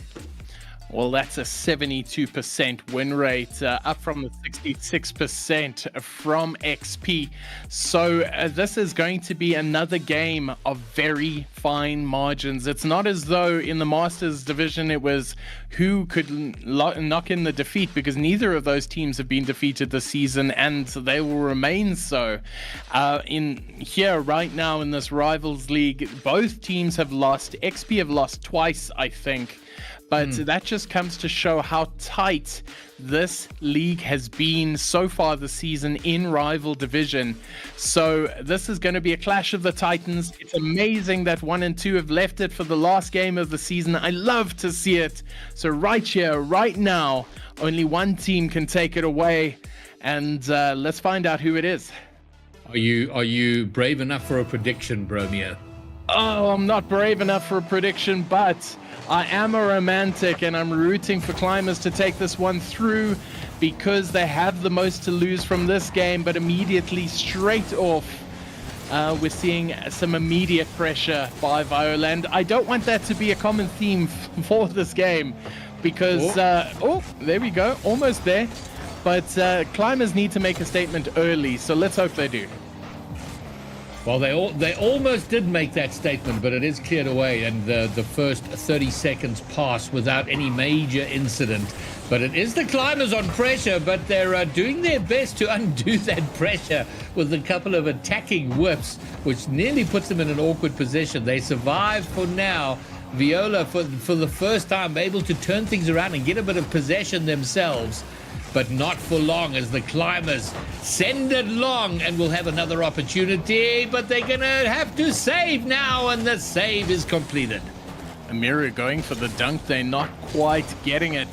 But watch out for Durability this game. He has been mercurial this season. He's only just been promoted to Rival, but he's already made such an impact. Like you said, he might even just skip Elite Division next. As early shot coming across by NoMaiden, couldn't quite get there, and tactical backplay there means Durability gets the pass across, and it is a lot less active as it was in other games that we've seen so far. This no goals so far, but almost done there by Durability. NoMaiden going to try and get a little touch here, and he does. What a rival goal right there, and very well done by NoMaiden. And I was waiting for you to wrap up your little bit there to talk about Viola's defense. They have the best defensive record in terms of goals conceded. They have the lowest number of goals conceded out of the entire Rivals League. So very hard to score against. But it is the Climbers who find a way. They get the breakthrough, and they deserve that after the pressure. And Amiru kind of lets one go there. And for now, the Climbers hang on to their 1-goal lead, but now they're coming forward. Their pressure has been fantastic, and the finishing almost there. Jura's going to go. He's got no boost, so he's just going to elect for the pass. And I love these short rotations and how they just keep the ball over in the Viola side. It is immense how they've been managed to keep this through. Shot coming in, but couldn't, and he skies it, hits the crossbar, and now we're going to have a look at Costa. I have to check on who this player is, but Ace getting the shot across, but almost immediately cleared by Viola. You said their defense is the best in the league. Now they've got to put a test on their attack because they're 1 goal down and tried to force his way over, but no dice. Yeah, that was tight and close. They do survive, and as great as Climbers are doing, and they have been fantastically offensively in this game so far, but honestly, they should have had 3 or 4 goals by now. A couple of whips in front of an open net, and just shots that should have happened that hasn't quite come to pass. They do have the lead, but it's a little thin when it's only 1 goal. Thin indeed, but like you said, these defensive rotations have been really, really good. And only 1 goal so far, but there we go. The response by Amiru for DSQ means that we're now back on a level slate. It was just a quick break in play, catching them out of position. It looked like a triple commit there for Viola. You know what? And a little bit slow on defense, the sort of full commit for the ball. And it's unfortunate because, if they'd gotten a touch on it, a save on it, a little more patience with that triple commit, they could have transitioned into attack and had themselves a 2nd goal. But it is now 1 apiece. And I guess that's fitting considering that this is Team 1 and Team 2. But if just going on in-game body language, right now the Climbers seem the hungrier of the two. Honestly, they do, and they have to be because they've got the most to lose. They don't want a draw here because a draw gains them nothing. They want the security of a win, and they want to see if they can grab out this top spot. They're hungry for it. And you're going to see here, good clear there by Ace. NaVeDs getting the touch across, and there we go. Very great counter and very aggressive play there by NaVeDs. I love this. Look at this doink. I mean, the doink and the follow, fantastically done, gets it in. And yeah, you know, a sweep gets them 2 steps forward or 3 steps forward. 3-1 gets them 2 steps forward. And as you say, the draw gets them 2 steps in the same place. They're going to have to defend now. It's Amiru, the goal scorer, the only goal scorer for Viola so far, but he can't finish it up. Flyaway has a hopeful punt toward the net, which comes to naught. And now Ace will go forward. It's on target, and Flyaway rotates back, gets the clear out, but it's once more Climbers. Pressure building. Jura drops it down in front. No one there to follow up. Costa, Ace gets the shot and gets it in. 26 seconds from time. Well, there we go. XP Climbers making a statement on this game. They are now 2 goals ahead, and I would dare to say it is unassailable, but as we see so many times before, it is very dangerous to make those claims as kickoff straight to durability. Passes it down, couldn't get the touch there, NaVeDs, but they have got their tails up now. They want to score as many goals as possible. It seems like they're just going to let it roll in. I'm not sure what Ace was doing there. That was a little bit baffling, to be honest. Yeah, well, let's see. Maybe he was trying to half flip it, went forward instead of backwards. Whatever happened, it didn't work out. So you said the word unassailable, which is always such a dangerous word to use, because I have choked worse leads in less time. Oh, we might see it here. It is looking very dangerous. They just need to touch the floor there, and XP survive. And a couple of seconds ago, they have been imperious, and they deserve that win, but DSQ was so close to snatching that one back. Man, Bromeo, you coming out with all the big words tonight. Mercurial. What's the one you just used? Imperious. Imperious. There we go. Wonderful word. Imperious and mercurial. So I think a good result, a fair result, given the general run of play there.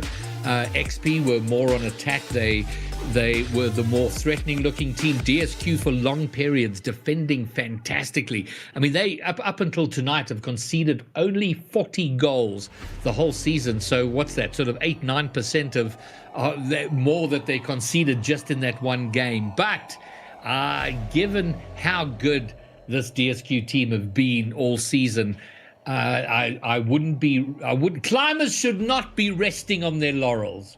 I doubt any laurels are being rested upon right now. I think those laurels are still in the cupboard where they belong. This is a high-pressure situation. This is a top-of-the-table clash. And how lucky are we that we get to see 2 top-table matches in our final stream of League play, where it is all on the line as we now go into game number 2. XP Climbers have taken the dub in the first one. Viola to now respond, hopefully. But by the way it's going, it looks like XP are going to try and take some early. And yeah, that's the most awkward I've seen Viola look in front of their own goal there. They get away with it, but man, oh man, that's going to rattle them a bit. They've got to take a breath and get themselves reset. Jura trying to get it past via the corner, and he's going to try again. He's following it up. He's got no boost to do anything with it. It's going to leave him out of position, but that's no problem because no Maiden's going to get it in front. It's floating awkwardly in front of the net. Another whiff and a very unconvincing clear. And Viola, man, oh man, they're looking a little fragile. They are indeed, and what's important to note there is that I think all but the foremost player, who I think was Amiru, had no boost at all. That was some desperate defense there by DSQ, and XP will count themselves a little bit miffed that they didn't come away with a goal there. As you can see now, double commit starting to come in, pressure being shown on both sides. Pass off across here, can he get the shot down? And I'm loving the attacking play, the positioning by XP Climbers so far. They haven't been looking like they're being tested on defense. That's how much their position play is working for them, as we see a shot coming down here. Hit the crossbar, but Jura should get it down. No, he misses! But no Maiden. He left it for no Maiden. He was like, yeah, no, we're going to get no Maiden. Some points on the board. Jura jumps over it, but no Maiden is there to clean up. And I'm wondering here from Viola, it looks to me like they're trying to up their pace. I think they're a little bit frustrated with the offensive play here from the Climbers, and they're trying to push the pace, and it's not working for them right now. We see that there, a whiff in front of the net. We've seen the whiffs in defense, and maybe just resort to a little bit more patient and solid Rocket League. Oh, and we see again there. Man, oh man, they've got to get it together. Climbers have got to recognize that they have a huge opportunity, and they have got to push really hard, as they do. No Maiden with the double goal. No Maiden coming in like a wrecking ball right there. He made sure that he caught the corner on there. And it says it was only 73 kilometers per hour. It looked a lot faster than that. Make no mistake, it doesn't matter what speed it was. That wasn't being stopped. So... and now 2-goal lead to XP Climbers, and make no mistake, they're second on the log. DSQ should fancy themselves favorites here, and XP Climbers are making sure that none of that happens right here and right now. Oh, well, they're not out of it, of course. If they lose this game, they can still draw the series and lock in their spot in top place. Certainly, oh, there we go. They get one back. Umiru, the goal scorer from last game, opens up for DSQ Viola here in game 2. I love this. Umiru is actually just doing the boost steal in the corner, and iFlower is like, have this ball, get it in the goal, do it right now. And he was like, on it, got it. And that was a very good response for DSQ Viola, and it shows just how quickly they can score goals if they set their mind and positioning to it. Yeah, and that might be good for the confidence. God. Oh, that double, my word. Mo Maiden has got liters of confidence coursing through his veins right now. That would have been a glorious way to bring up the hat-trick. It doesn't happen. No Maiden now pops it down in front. It is cleared away, but again, like we have seen all series long, Climbers building pressure. But the only time we see them looking awkward actually is when they're in attack like this. That's when we see them whiffing. We've seen Viola struggling in defense with the whiffs, and there again, another climbers, they're forcing themselves onto the ball and kind of going a little too quick and not getting there. I agree with you there. It seems like the errors that XP are making are on attack, but almost there, Chaos not in the right position to capitalize on that open net, and that possibly was their best opportunity to tie it up again, because now with no Maiden still with that absolute tank of confidence that he's been playing with so far, I wouldn't give him any doubt if he gets it back into the DSQ side of things, and he is in possession. So 1 minute left to go. Climbers are leading by 1, and it doesn't look like they're going to relinquish it. Oh, that's a big miss. And here we go. He's out of boost. Well, he had 8 boosts left, trying to go for the flip reset. He gets dispossessed. And now it's a 1v1 over on the other side. But look at that. Jura closes it down instantly. Doesn't allow any opportunity for a build-up play. And they will get it forward. And now it's 1v1 on the other side. Off the backboard. Nice touch from Amiru into the corner. Oh, fantastic play there. Viola need to take possession. They need to grab this game by the scruff of the neck. They've only got 30 seconds to do it. Chaos plays it off the ceiling. He needs a touch. Can't get there. Amiru passing it down, getting it the shot across it there. I fly away scores, levels it up. And now, game 2, we might see an overtime.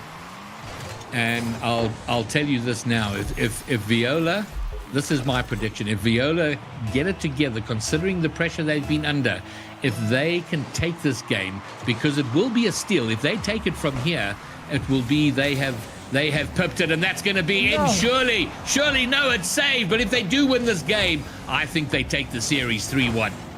That is a very bold prediction. Ooh, shot across there. Team effort. Can he get the shot across the spoodz? My word, that will be miss of the series if they lose it now. They just needed to touch the floor, because right now DSQ are hunting. This is a game 2 overtime, and both teams were so close to taking it. But early shot off, Amiru gets it in. Can he? And that is one of the quickest overtimes I've seen in a while. Oh man, this is devastating for climbers. But you know what? All credit to Viola here to stick with it. They were chasing this game for a good 60 to 70% of the time, but they got the overtime and then take it. And climbers, they got to sort themselves out when they're going forward. The misses up front, and in particular, 4 seconds before they lost, they had the opportunity right there to finish it off, and they missed. Man, XP will be ruining that one. They had it in the bag, only to go down 3-2 in overtime. And No Maiden coming in with 631 points. He would have been man of the match. He has been immense, but it is Amiru who claims this MVP this game with his 2 goals, 2 saves, and 1 assist. So all round, very well played. And now it is all tied up. It's always been a bone of contention for me that from my very, very early days of Rocket League, that you can score the most number of points of anybody in the lobby, but because you're on the losing team, no MVP for you. I've always slightly disagreed with that, because No Maiden had a banger of a game there, and maybe if his teammates had similar, they would have taken that. They really should have taken it, but now they're in the position they really don't want to be, which is in a drawing position, and that does mean they have to come out there, win the next 2. And then I think by head-to-head, that would put them on top, if I'm not mistaken, Bromeo. I think a draw would definitely have Viola in the lead. Climbers need a win, at least 3-1 to take it. And their early shot, No Maiden pulling up 1 goal, and that's the perfect start for them, to be honest. And No Maiden continues his little purple run here in the series. And I kind of feel we've spoken Jura up a lot, but he's been a little quiet in the series. Hasn't had the impact that we would have expected from him. And AAOKY, is he on for? Has he replaced someone? I don't recall seeing AAOKY early, but wow, Chaos scoring a response, 20 seconds, and this might be just the game where everything opens up. Oof. It's just like that. A little bit of an own goal there. Okay, all things leveled up. Climbers' excellent start is not an excellent start any longer. Well, as you said, NaVeDs with his purple run of form against the team in purple, he has been applying consistent pressure this whole evening, and it would be a pity if he does find himself on the losing side. He is definitely setting himself up for Series MVP. Yeah, and AAOKY is on for Ace or Da Costa, so AAOKY getting himself a run. The general manager, that's on target, but Amiru has been the most active of the Viola players, both in attack and defense. He's had big clutch saves, and he has been the principal goal scorer so far. And he does again there, and that from Dura, banger of a shot. And if it was Rocket League in rugby, that would have been a converted, a drop kick. Yeah, that would be a 3 points right there. But this is not rugby, thankfully. We are watching Rocket League right now, and that is currently crossbar territory. And he would have wanted to keep that a little bit down, durability, because they desperately need to break the deadlock. They need to get some sort of comeuppance here, because a draw right now, a draw game, not even a draw series, suits Viola just fine. Yeah, they'd be quite happy. It is climbers who have to take the initiative, who have to force matters. So Viola, from that perspective, sort of getting the reward of the work they've put in for the season, where they don't have to be overstressing here. They don't indeed, and they wouldn't even be unhappy with a draw. They'd want to take out some more wins, but a draw would secure them atop of the table. So all of the onus is upon XP Climbers to score, and you can see that in their attacking intent. They're putting in pass after pass, play after play, getting it in, and NaVeDs putting in another, not quite getting the touch there though. Yeah, and you can't... Oh, double commit! They might be in trouble. There's only one back. If Viola can get their turnaround quickly, which they can't, the no boost kind of hampering the efforts to move forward. Dura looking to get it in front. It's floating very awkwardly. Nice follow to get the 50 for the save. But a brief little heart-in-mouth moment, and now a shot on is blocked by Dura. And we saw two early goals, one apiece from XP and DSQ, but in the subsequent minutes, we haven't seen any. It has turned into a bit of a deadlock, and both teams are wanting to get out of it as soon as possible, as now it's looking a little bit open. NaVeDs can sink this if he gets the touch, and he does. And there was no doubt about it. He was going to sink that. He is just in red-hot form this evening. And you said you had no... I mean, that angle, I had plenty doubt about it. I'm amazed at that angle. Fantastic work from NaVeDs to get Climbers back out in front. Well, it was very tight, but by the way that NaVeDs has been playing, it could have been on the other side of the field, and I would have backed him to get it in. Durability coming out with some of those mechs. Can they get the touch? That would have been fun, but it seems like they were competing with each other to get that ball into the goal. Demo coming in. Chaos trying to get the clear, but Chaos on the defensive line, and Amiru coming in clutch again. Dura might have been better to have looked for the pass there. He had a teammate coming in he could have passed it to, but he went for the direct to goal. Doesn't quite work out, and that's okay for them now, although they make themselves a bit awkward. NaVeDs doing some work in defense now, tidying up for Dura, and they hang on. They've got a minute to hang on here to take game 2, and then they can't do any worse than a draw. And we've belabored the point that that's not what they want. Awkward moment. Nice touch by AAOKY into the corner, and they should be able to transition out, unless, of course... Okay, everyone's having a go at a whiff.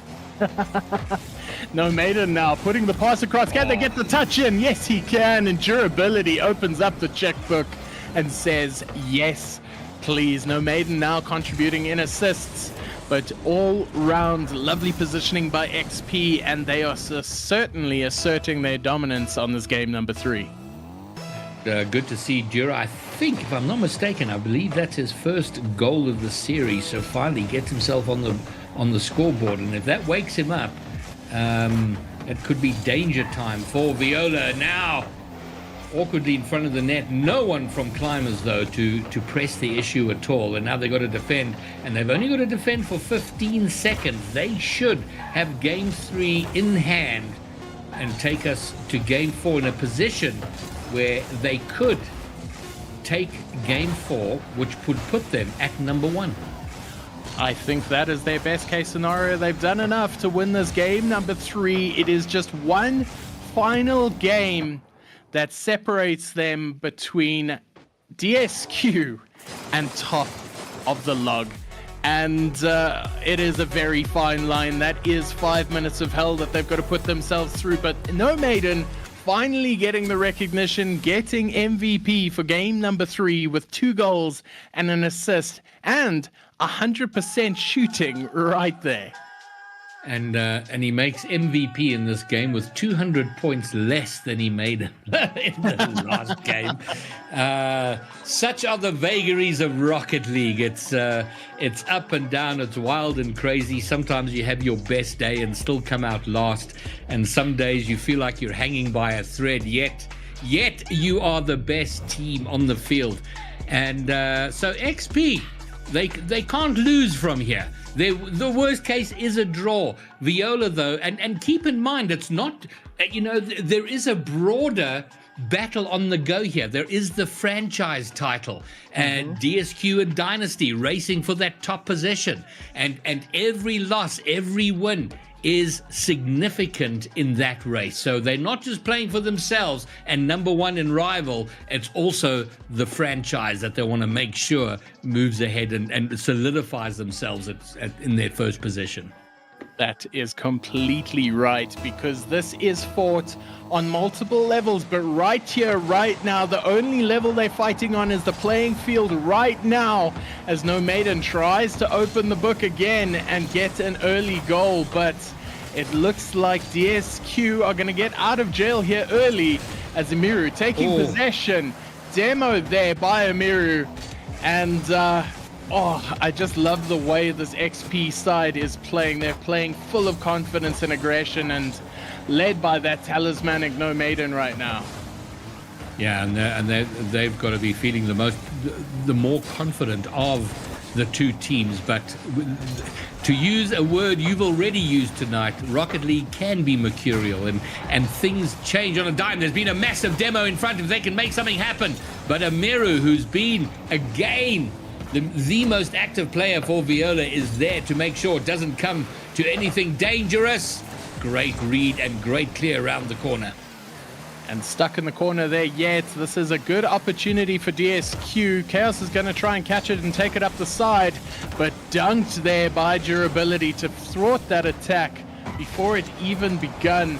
But DSQ are doing a much better job right now of maintaining field pressure. They're putting in the shots into the corner, forcing XP to defend, and more importantly, keeping them away from their own net. That was an unfortunate double commit there. Means NoMaiden is going to play a shot through Din. And I can see, almost there. You just needed a good touch. Yeah, that was a wasted opportunity there. A massive double commit from DSQ put them into huge trouble. But a wayward shot and then a sort of pass to no one kind of broke it down. But this has been a better game for Viola. They haven't allowed the climbers to spend too much time in attack. They've closed them down quickly, and they've actually moved forward with more purpose than they have. But now, massive demo play, huge demo play, but a great favorable spawn for Viola will mean they can clear it out. There were demos being put in, and you can see the intent. They're wanting to get it through, and what a shot in! It's top bins. It almost looked like it was going to hit the corner there. But Durability getting the shot off, and from such a tight angle, and what a shot it was. Yeah, listen, it certainly looked so much better on the replay. On the replay, it looked like immaculate placement, whereas, as you pointed out, it looked like it almost missed. When it was live, Amiru is a little bit awkward. He does get a touch, which might buy his team some time. It does. And there we go. iFlyAware will get the long clear, and now they've got their forward in numbers. Shoot and score. Chaos will level it up. And that is the response they were looking for. DSQ is never out of this. They are on top of the log for a reason. Chaos making sure that he ties it up so that they can start looking for that ascendancy. It is looking like a classic on our hands here. At the very least, DSQ can secure the draw, but if XP want to make some history, they're going to be seeking the win right here, right now. Right here, right now. And there we have Viola now, for the first time, have an advantage. They have snuck in front, plenty time left, but we made the point that this has been a better game for them. And yeah, that might be what they need to sort of find a bit of confidence and reassert themselves. The thing about top of the table clashes is that because both teams are so close, the penchant for a draw is very much there. Now, climbers are going to want to try and avoid that. They want to secure themselves that top position. They want to secure top 2. And oh no, that was almost massive. Oh. Well. Oh dear. XP, they've played so well, but it might be slipping through their fingers, and Jura will be devastated. Got the touch, but only to smash it into the crossbar and down into his net. Well, but DSQ have definitely responded the way they need to, and they've looked a little bit disorganized on attack, but they've landed up with 3 goals to 1. That is no accident. iFlyAware putting the pass in, but Chaos electing to go defense, and rightfully so, as he puts one straight out of the net. So, man, this has so much potential if XP can pull it back, but right now, as it looks, it's aiming for another top of the table draw. 3-1, 1 minute to go. XP are going to have to play twice as hard as they have for most of this game. It's so awkward for them. They've got to get it out of their half. They're struggling to do that at the moment. And Viola seem to have the lock on game 4, which will secure them at the top of the table. And that is all they are aiming for, I'm sure. Can he get the double in? Very close there by AAOKY. And iFlyAware is going to try his luck. Shot straight down the middle, but Amiru is saying, let's try this from another angle. Picked up across, now NaVeDs trying to get the touch. But the backboard defense by Amiru is fantastic as always. Fakes everybody out there. And with 15 seconds left to go, it does look like, very close there, that Viola is going to take this game number 4 and draw the series. A drawn series, which is not great. Well, look, I mean, XP are going to be in playoffs. Or well, maybe not, but certainly they're going to be in play-ins, but this is not how they wanted it to finish. Definitely not. Last opportunity here to score some goals back, but there it is. DSQ win out game number 4 and draw the series, and that means everything stays on the log as it is for now. iFlyAware coming away with that MVP. It'll be interesting to see who pins the series MVP in this drawn game. My bets would be NaVeDs, but like you said, GB, Amiru was immense. Yeah, having a good, and NaVeDs had a great series, and there we see opening there, and that was just the first of many great goals to come from NaVeDs. And here we have Amiru getting in on the action, and if there was an MVP for Viola, I do think it would be Amiru. He was doing a lot of work on both sides of the pitch. Well, looking at these shots come across, iFlyAware played very aggressively this game. He played forward attack, and not paying off there as NaVeDs sunk that one. Durability hitting the crossbar. And I just got to say, NaVeDs, I think his biggest thing tonight was his clinical, his clinicality. Is that a word? Sure, why not? Let's go with it. Clinicality, his clinicalness. And he just looked like whenever he was in front of goal, he was going to knock it in. And sometimes that's all you need. Yeah, but up until game, I mean, it really did look like there, NaVeDs, not one of his most glorious goals, but effective nonetheless. What a touch in there. And I feel like XP lost that series rather than Viola kind of winning. I mean, they will feel like this was a loss. No, they would indeed. They came out so strongly, and with the way that NaVeDs was playing tonight, you would have thought that they would have had this one in the bag. But it must be said that well done to DSQ for pulling that one back, because on any other night, XP would have taken that. And this is the second tier in which DSQ find themselves top of the table, and we're going to have a quick chat with Chaos from DSQ Viola to get a sense of how that all panned out for them. So Chaos, are we going? I think we'll get to Chaos in a moment. Yes, we are here. Hey Chaos, how you doing? I'm good, and you, man? So yeah, interesting series. It felt to me like XP had the upper hand for most of that, but you guys hung in there and came out with the draw. And as far as the standings go, a draw for you is kind of like a win. A draw for XP is kind of like a loss. Yeah, pretty much.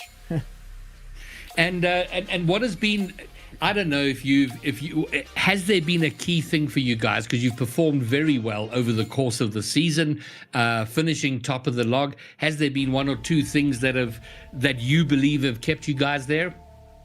I think just sort of knuckling down back to the basics, focusing on rotations more than solo and mechanical plays has really like solidified us as a team. Well, you sort of just working together. Sorry, carry on. I didn't want to interrupt you there. No, yeah, I think just working together, synergizing with my teammates and with each other has just, I think, give us that little edge. So you finish the league with 7 wins, 1 draw, and 1 loss. A phenomenal record, a win percentage. Well, as of the start of the series, a win percentage of 71%. That will. It'll probably stay the same given the fact that it's a draw. So now you look forward to playoffs. You'll be playing next Tuesday, and do you believe? And it's one of those obvious questions, but do you believe you can take this form into playoffs and cap it off with a victory? No, I think we'll bring an improved form into playoffs. Working on the mistakes from today's game, just ironing out the last edges, I think we'll be a completely different team by playoffs. And as far as I know, Amiru and iFlyAware, those are reunion players, right? Yes, that's correct. And how's the communication been? Because that's always, I mean, the reunion guys are so awesome, and they bring such a dynamic to our Rocket League. But communication can be a challenge because English people are notoriously lazy. But how has that been? As if I was playing with native English speakers. They're both extremely fluent. They both speak constantly throughout the game. It just works. That's amazing, and it's so good to see. And Amiru in particular seemed to have a very good series tonight. Yes, definitely. I think nerves got to us a little bit in the first 2 games, but a few jokes here and there brought the mood back up, and we managed to swing things. Yeah, for me, I think a critical win. I mean, XP were looking good in game 2. They had the lead. You guys equalized late and then took a very quick overtime goal to take the victory. And that for me was a massive turning point, because I think if XP take game 2, you guys struggle to find the draw after that. Yes, I think also just like it stops that disappointment from sinking in. So it was a big turning point for us in the series. Well, awesome stuff, and congratulations on tonight. Even though it was just a draw, but over the course. Oh, I beg your pardon. You know what? I'm so convinced that a draw for you is like a victory. I've said you finished the league with 7 series wins. That's not, in fact, the case. It's 6 series wins, 2 draws, but just the 1 loss. But a fantastic season for your team, for Viola, and of course the franchise DSQ. And now, in theory, it's just 2 more series, 2 big series, best of 7s now. Do you think that's going to be make a difference? The whole season you've played 4 game series, and now in playoffs you got 2 best of 7s to get through. Is that a big difference, do you think? I think it's a big difference, but in a much better way, because we don't have to focus so much on, say, the first 2 games to ensure that we get a draw at least. It gives us a lot more leeway to just stay calm, stay relaxed, and play the rest of the series out.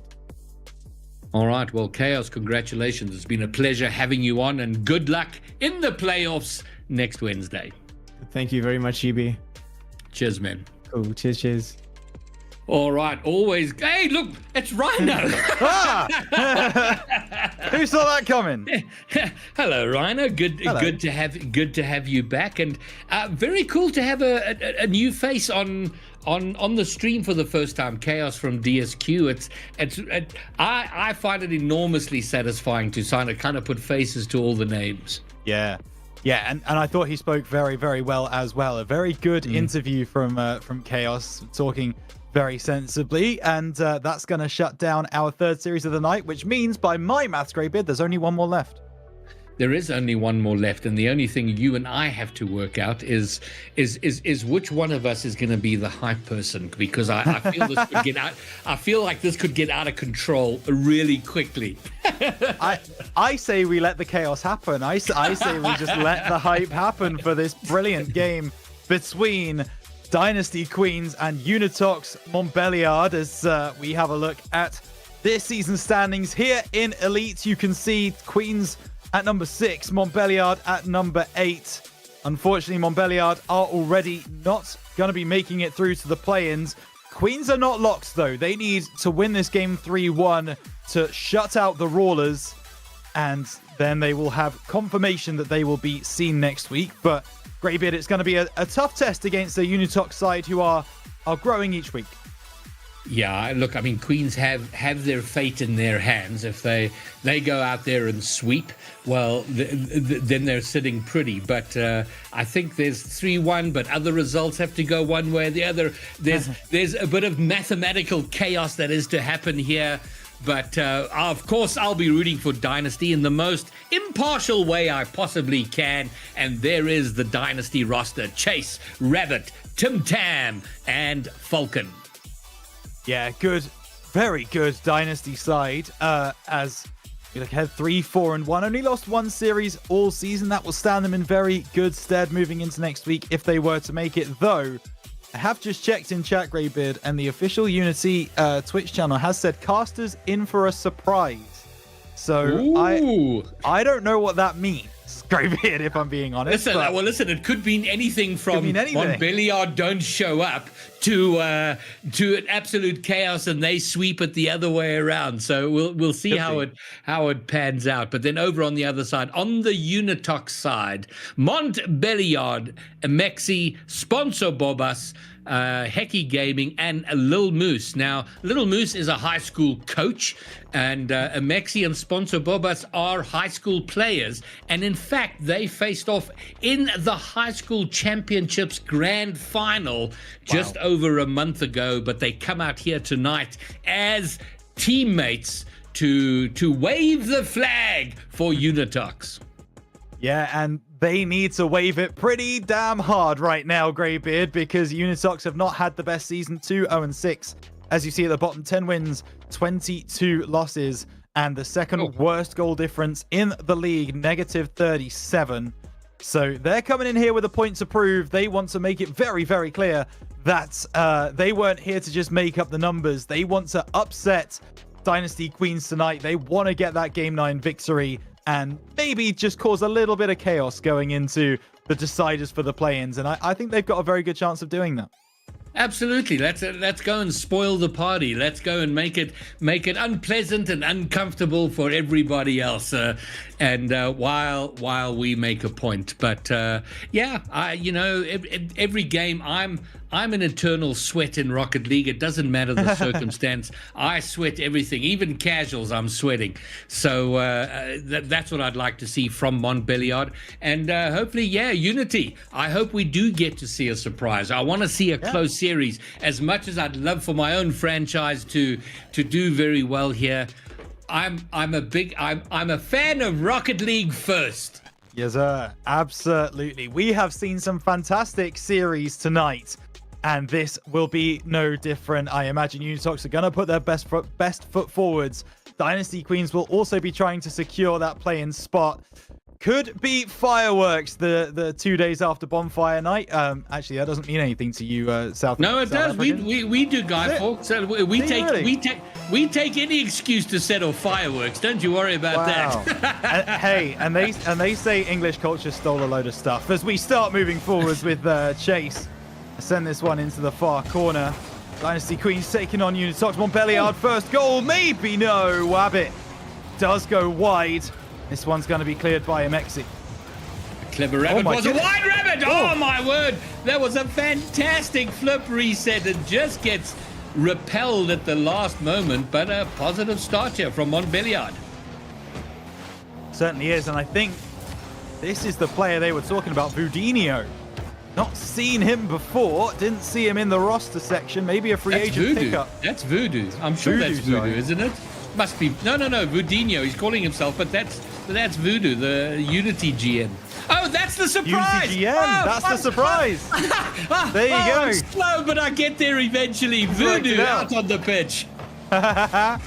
It is the Unity GM who is taking to the field, and it will be Hecky on that far side. Trying to get this one going, Chase. Montbéliard playing with 2 EU players. Is that right? Mexi and VuDu? No, VuDu and Hecky are playing out of EU, so they'll have the... Oh, my word, and he's in the battle bus. What is going on out there? Okay, well, you know how we said UnitOX, Montbéliard were going to put their best foot forwards? I think what's actually happening is they're just going out into this server to have a bit of fun. Greybeard, they're just going to end this season with a little bit of a fun game, and why not? They've earned it. And you know what? That's the best position to be in, and it is the absolute worst, because you couldn't have a more diametrically opposed approach to the game. Montbéliard out there to have some fun, just enjoy themselves. Queens are going to be full sweat, looking. They want to sweep. Every win here is really important to them. So and when you got a team that's like, whatever happens, they can be the worst to beat. They can be so dangerous, but it's going to be Chase to get the first goal of the game. Firing in below the Montbéliard defense. And that is a nice finish as well. A lot of boost goes below Hecky. And will find the Dynasty Queen's first goal. And that will be a nerve settler, I would suggest, Greybeard. They're now gonna start to work into the game. Their first goal is in, and now they can start to just lay off a little bit. A little bit of relaxation. Yeah, you start to breathe and go like, okay, guys, so all right, we got ourselves a lead. Now we can just focus on being pretty solid about our Rocket League. And I know Rabbit they've been focusing on. Oh, there we go. That's going to be goal number 2. Tim Tam this time, and that'll get Popcorn very happy in the chat, who will be here supporting Tim Tam.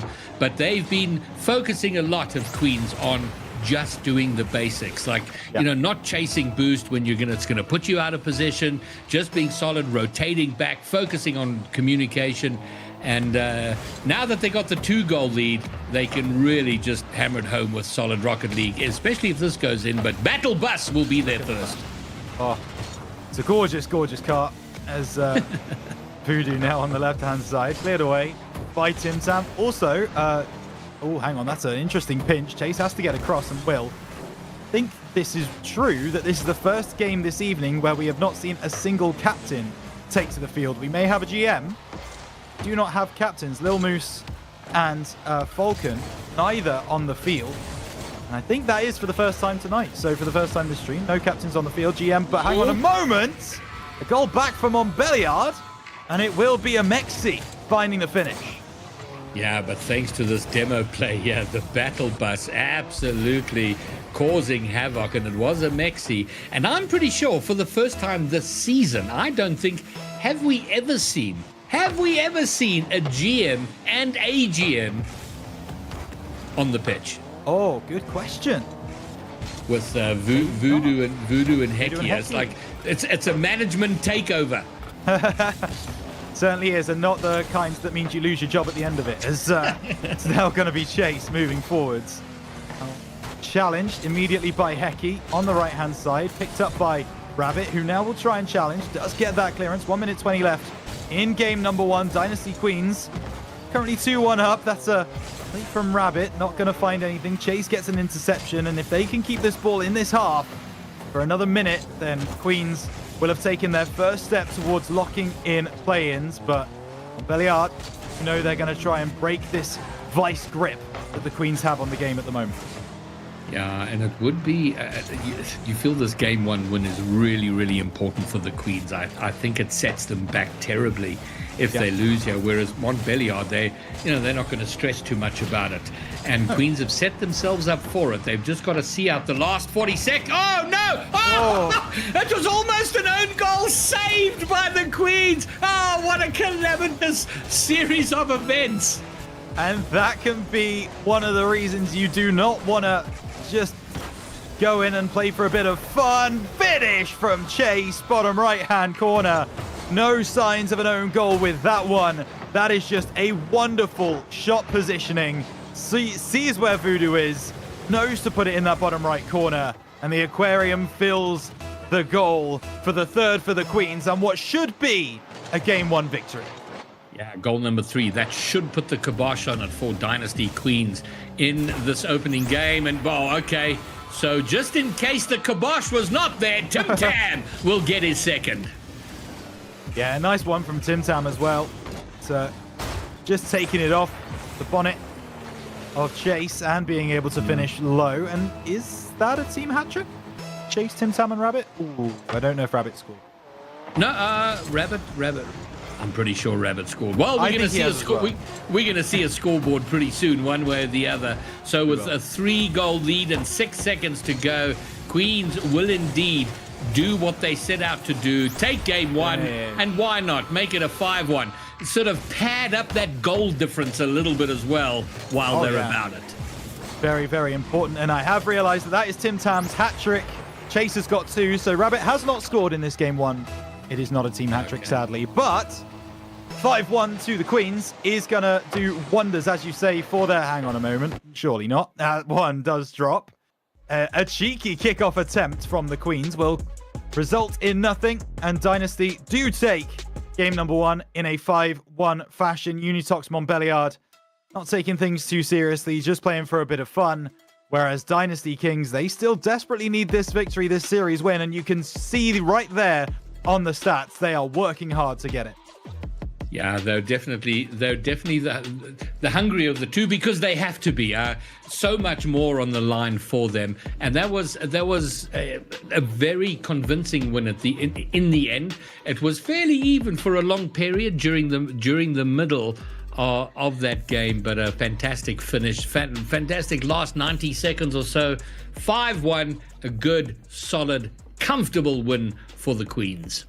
Yeah, as I mentioned, that's going to be one to settle all the nerves. They're not going to be concerned now about playing on stream in this week 9 in this high-pressure situation. They are now going to fully accept that they're in this series, and they know they can at least win game number 1. They know they can score a lot of goals, so there's going to be no more qualms, no concerns about whether they're, whether it's their night, whether they're switched on for this series. All of that goes away now. So I'm sure we will see Dynasty go strength to strength. I would like to see UnitOX Montbéliard step it up a little bit, but we'll see if they do in this game number 2 as we kick things off.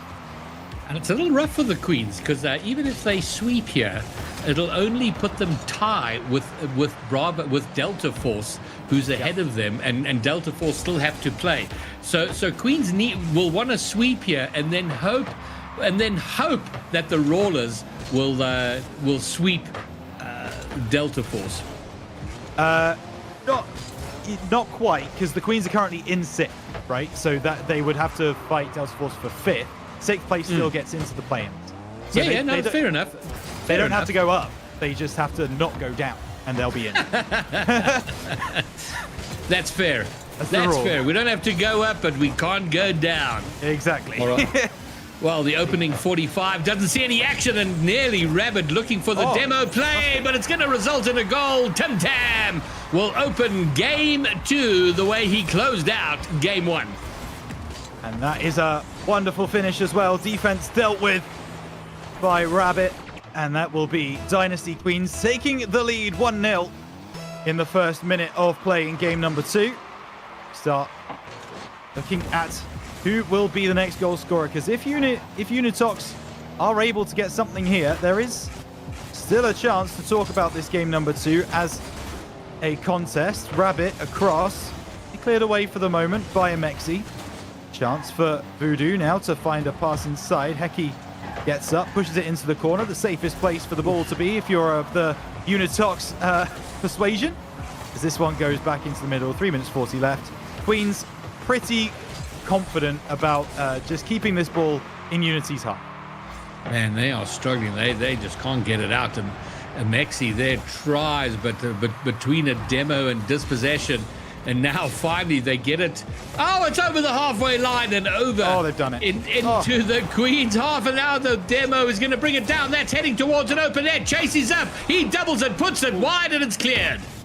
Back past the halfway line, but it's immediately put back from whence it came.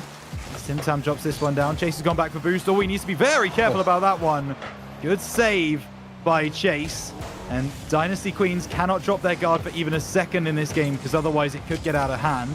Hecky, nice backflip, but we'll leave this one to a Queens player as Rabbit on the right-hand side tries to get the ball in. It's missed by both players. Hecky clears past one, and Tim Tam's pushed a little too far up as well, so maybe Montbéliard will be able to get some aggression. They will!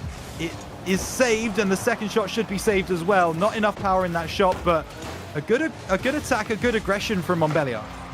And what they've done well is that they were under pressure for so long. Somehow they kept it out, and never mind. Tim Tam's on the case, and yeah, he's going to get his second. He's chasing his second hat trick with his second goal here. And yeah, the point I was trying to make about UnitOX keep withstanding pressure for a long period and then getting it out and putting pressure on their own is all undone by the fact that they've conceded a second. Yeah, Tim Tam, that one was as smooth as the little cream that goes in between the biscuits on a Tim Tam. It was lovely from himself, as now Rabbit gets across. Gonna find that one to go. Chase onto the left-hand side. We'll have Tim Tam inside, looking for that hat-trick. Scored one in the first game, looking for his hat-trick in this one. It maybe should have stuck around the goal line there. UnitOX made a bit of a pig's ear of that one. Chase looks for the shot. It will go beyond a recovering Amexi. And 3 goals to the Dynasty Queens. They are rolling. Yeah, Rabbit with the pass and the follow-up bump sets up Chase to get his first out here in game 2. And they are looking good. They're looking very, very solid.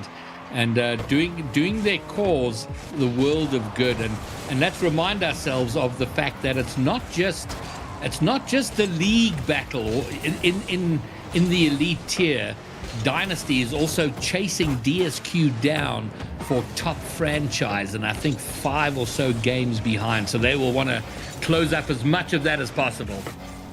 Yeah, they absolutely will. As now this one cleared away by Amexi. Amexi does get past another one. Tim Tam doesn't have a lot of boost to work with, so just pushes it over to the side. Just over a minute left. This ball cleared a long way back into the UnitOX half, and Hecky in around with this one. Wabbit demos him, and now Tim Tam tries to come through, but a double commit from Amexi and VuDu is enough to clear this one away, as Amexi does get demoed as well. A bit more aggression coming out from the Dynasty Queens, and they look to make it even worse for UnitOX at this moment. And Mexi hanging in there with the battle bus, gets to clear. Rabbit yet to have his opening goal. All the glory's been with Chase and Tim Tam. And but Rabbit has been instrumental with his setup plays, his aggressive plays, demo plays, and I wonder if we'll get to see Sfaulcon during the course of this series. Does he come on and have a game or two? I don't know. I would want them to have locked in play-ins first. Nothing against Sfaulcon, just this team are absolutely rolling right now, and you wouldn't want to leave anything to chance. So maybe Falcon will be benched for the same reason I get benched. Hey, listen, I wouldn't even like to speculate on what reason you get benched, Greybeard. Okay? I'm going to skip that one and move on as Dynasty take the victory 3-0. Very comfortable for them. UnitOx not putting up the most difficult of challenges tonight, but you have to say the aggression coming out from Dynasty was very impressive in that game too.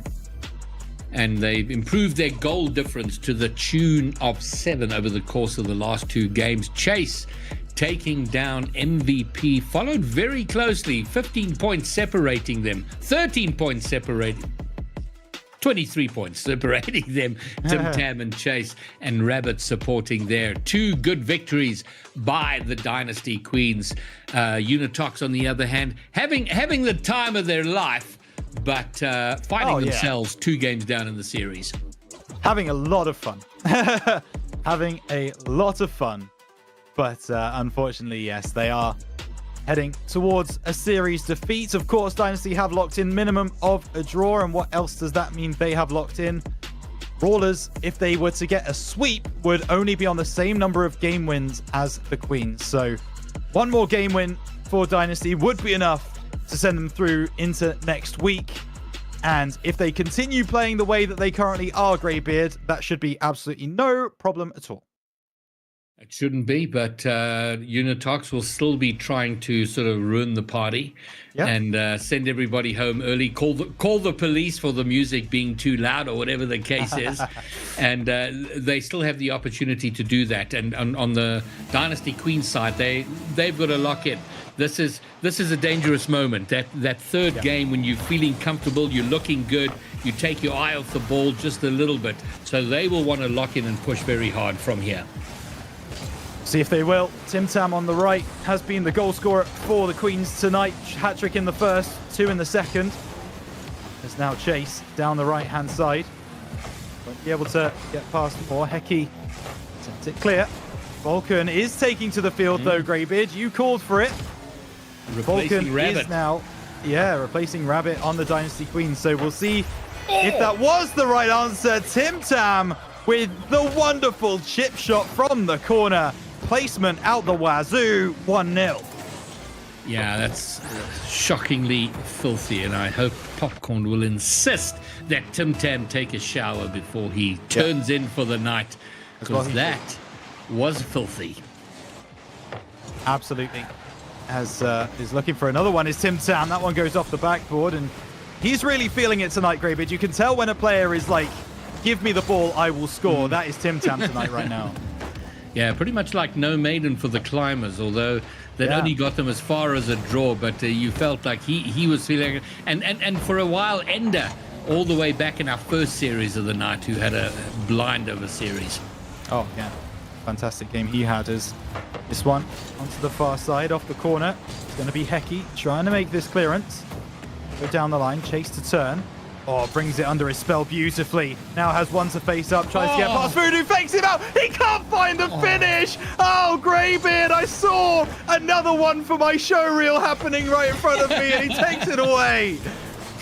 Yeah, that play from Chase, it was somewhere between a shot and a pass, and landed up being not quite either of them. Devastating.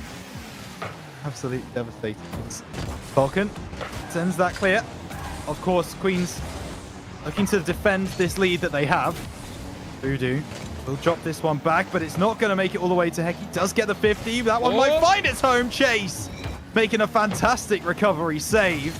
And Montbelliard almost got on the board there, but for some incredible defense from Chase. Banger of a save from Chase. Another one of the OGs of the SSA region. He's been playing Rocket League for a good 7 or 8 years.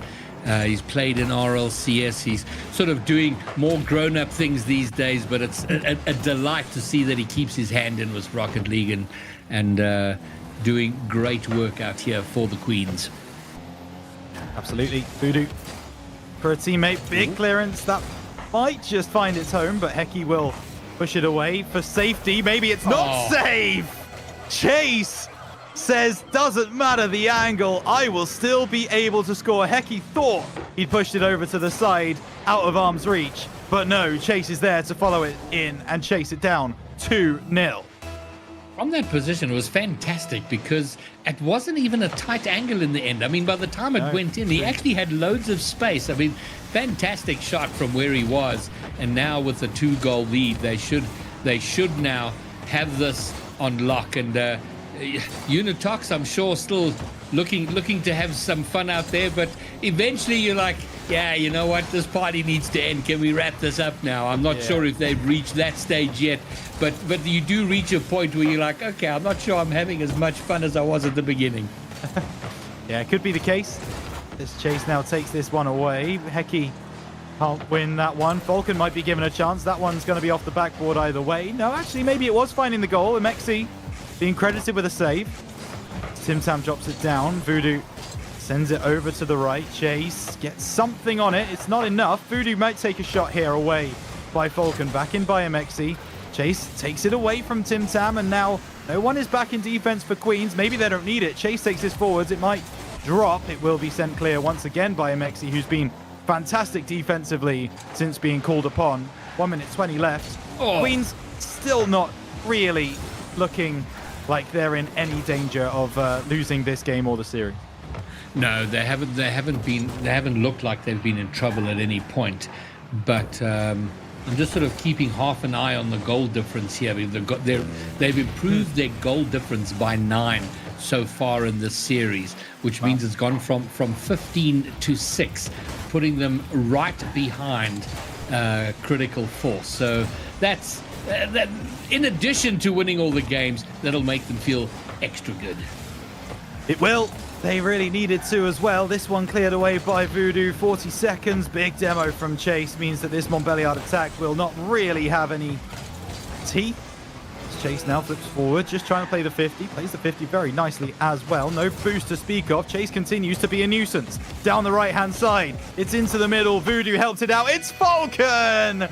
He's taken to the field to replace a goalless rabbit. And in the end, he pulls one out of the hat. 3-0. For Dynasty Queens. Some call him a clever rabbit. Rhino calls him a goalless rabbit. Sfaulcon gets himself onto the scoreboard, a 3-goal lead, and I completely messed up the Queens' goal difference there. I thought they were on a negative goal difference. They're not. They were on 16. They're now on 26, which is tied with Darkness in 3rd place. Yes. Maybe more. Hang on a moment. Tim Tam goes by, but Chase follows in. Can pretty much guarantee you now that is a team hat-trick taking place. Everyone on the Queen's side getting on the board. VuDu, fantastic initial save. Just didn't have any support at the end, and with 5 seconds left, it's a goal party for the Dynasty Queens, 4-0, and they look to roll on. Well, they are doing exactly what was required of them, is get out there, win as many games as possible, preferably a sweep, which is good for them in the league, securing their play-ins position, but also good. Is that going to be another? Denied by 4 pixels, 4 pixels away from yet another goal. But it is Dynasty, 3-0 and 1 game to go. That's so rude, game. How do you not just allow that one? Either way, look at Chase, 615 on the game, 2 goals, 2 assists, 5 shots, and a save to boot, as well as being a demo king, which I know, Greybeard, you would be very, very fond of. And my biggest disappointment of this entire RSC has been my lack of impact as a demo main. So great work from Chase. MVP for the 2nd game in a row. So Dynasty Queens just 1 game away from completing the sweep and doing their play-in chances the world of good, and padding that goal difference magnificently at the same time. Well, I can tell you now, Greybeard, with that third victory, Dynasty Queens will be in play-ins next week. That is locked in. They needed to win by a minimum of 3, or win with a minimum of 3 wins. They have done that tonight. So, unfortunately, they remove any chance for the Rawlers to try and get ahead of them, try and get above them in the standings. And that is going to do it. So, we now know our play... Well, we know the teams that are the top 6. We don't know our play-ins and playoffs teams just yet. And there is still more Rocket League to be played here to try and give the Queens the best chance they possibly can. They are chasing down a 32-goal difference because if they do better than that tonight, if they get more goals than that tonight, they are still in with a shout of playoffs directly, I believe, mathematically. Yeah. That would be amazing. I mean, they're on 27 now, so they're second in the league goal difference wise. So they'd need to win this by 5. So they're looking for a 5. Well, then they would be equal, preferably 6. Then that's a tough ask, but why not? Why not? And Chase is gonna get things underway in this game number 4. And I have just realized I have lied to the people. I do apologize. DSQ will be playing the Prowlers, who are both on 21 game wins. So one of those two is at least going to get 4 extra points, which means they will not be able to give Queens a chance of getting into the playoffs proper. But in order to get as high a seeding as possible, that goal difference cannot be scoffed at. They need as many goals as they can get to get that better seeding for the play-ins. All right, well, a minute in, they've got the 1-goal lead so far. And Montbelliard have only scored 1 goal this entire series. So if they are shut out in this game, it'll mean Queens were 1 goal off a perfect series. Oh. And there's goal number 2 for Chase. Nice work from Chase as well. Gets the initial shot, has enough boost to follow that one round. VuDu not in the right spot to challenge. And he will finish into an empty net. Dynasty Queens... what is it, 1 minute and 15 gone in game number 4. They want their stats padded. They want their goal difference as high as it can be. And I promise you that will do them the world of good with the games that are left in Elite Tier. So they will want even more, and I do not imagine they will let off the gas anytime soon. Oh, and so far, so good. A goal a minute is pretty much what they're after here, if they can find it. But VuDu wants to go out in a blaze of glory. He can't find it. He did say, apparently, according to Hecky, he's turning on his monitor. It hasn't made the world of difference yet, but there is the hat trick for Chase. 3rd for Chase, 3rd for Dynasty Queens. Goal difference is now 30. Yeah, the requirement was goal difference boosted, and I tell you what, Chase is on the case. He's got 3 goals in this one, and he's playing incredibly well. With 3 minutes still to be played, I might be putting on my sunglasses by the end of this one, Greybeard, as we might be going on a trip either to Brazil or potentially Barcelona, though that would require Montbelliard to score. And as this game goes on, hang on a moment, don't let me eat my words here. Oh, Hecky! He's smashing ankles, and Montbelliard get a 2nd for the series. Oh, yeah. Yeah, you know what? Just as I'm about to make a point that Montbelliard don't look like scoring, you go and score. Yeah, okay, Cast the Curse is real. That is insane. Pack that point away. Yeah, absolutely, yeah. We'll bring that out another time. There's Tim Tam now looking to try and recover. Hang on a moment, maybe a 2nd for UnitOx here. They're pushing forwards. That's going to waterfall. Sfaulcon will be able to send it clear. Hecky trying to get this one going. Not going to do so. Into the corner from Amexi. And now VuDu takes it off his bonnet. Hang on a moment. Chase has been given the whole run of the pitch. But he does get challenged eventually. And 2.5 minutes gone. 2.5 minutes to play. Dynasty Queens 3-1 up. But Montbelliard, they are showing a little bit more signs of life in this game than they have done so far this series. Yeah, this is the most awkward we've seen the Queens, where they've had to defend and they haven't looked completely on top of things and haven't been able to get the ball out of their half for any long period. Amexi gets the flip reset, can't find an advantageous position, a shooting position for himself and or a teammate, but they are still in attack. bouncing down awkwardly. Sean Falcon kind of gives it away, and that was a great opportunity for transition. They don't take it, and Montbelliard will bring it right back. Well, now that's a chance, and we'll go begging for the moment as Hecky trying to beat Tim Tam in the air and does win the 50 just about. Falcon looking to pass this back to Chase. Good bump onto VuDu to try and stop the attack. That's great work from Chase as well. Gets past one, gets past two, alleviates all the pressure. Good work from the Dynasty Queens as this ball drops down. It's going to be a Mexi. Take it around the side. Falcon onto the ceiling. Chase just misjudges it. And now Hecky might have a chance. Tries for the reset, flips the wrong way. Just over a minute left. UnitOx still need a little bit more, and the Queens obviously do not have as much pressure on them to win this game as they have done previously. Still, as we've already mentioned, padding that goal difference would be good. It's not 100% a necessity, and they can play with a little bit of freedom, and it looks like they are doing great.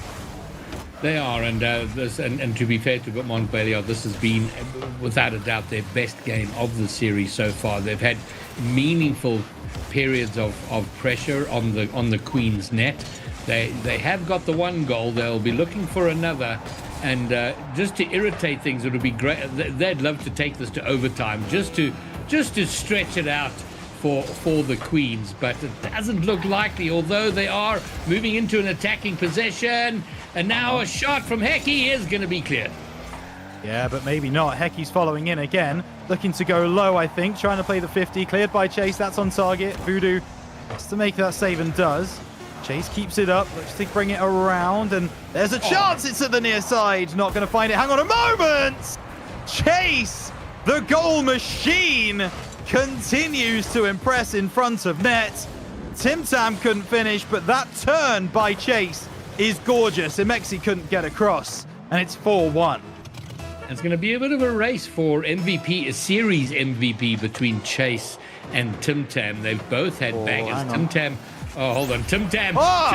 wants to get himself just get his nose in front of Chase for series MVP. Gets the 0-second goal, so all the glory doesn't fall to Chase.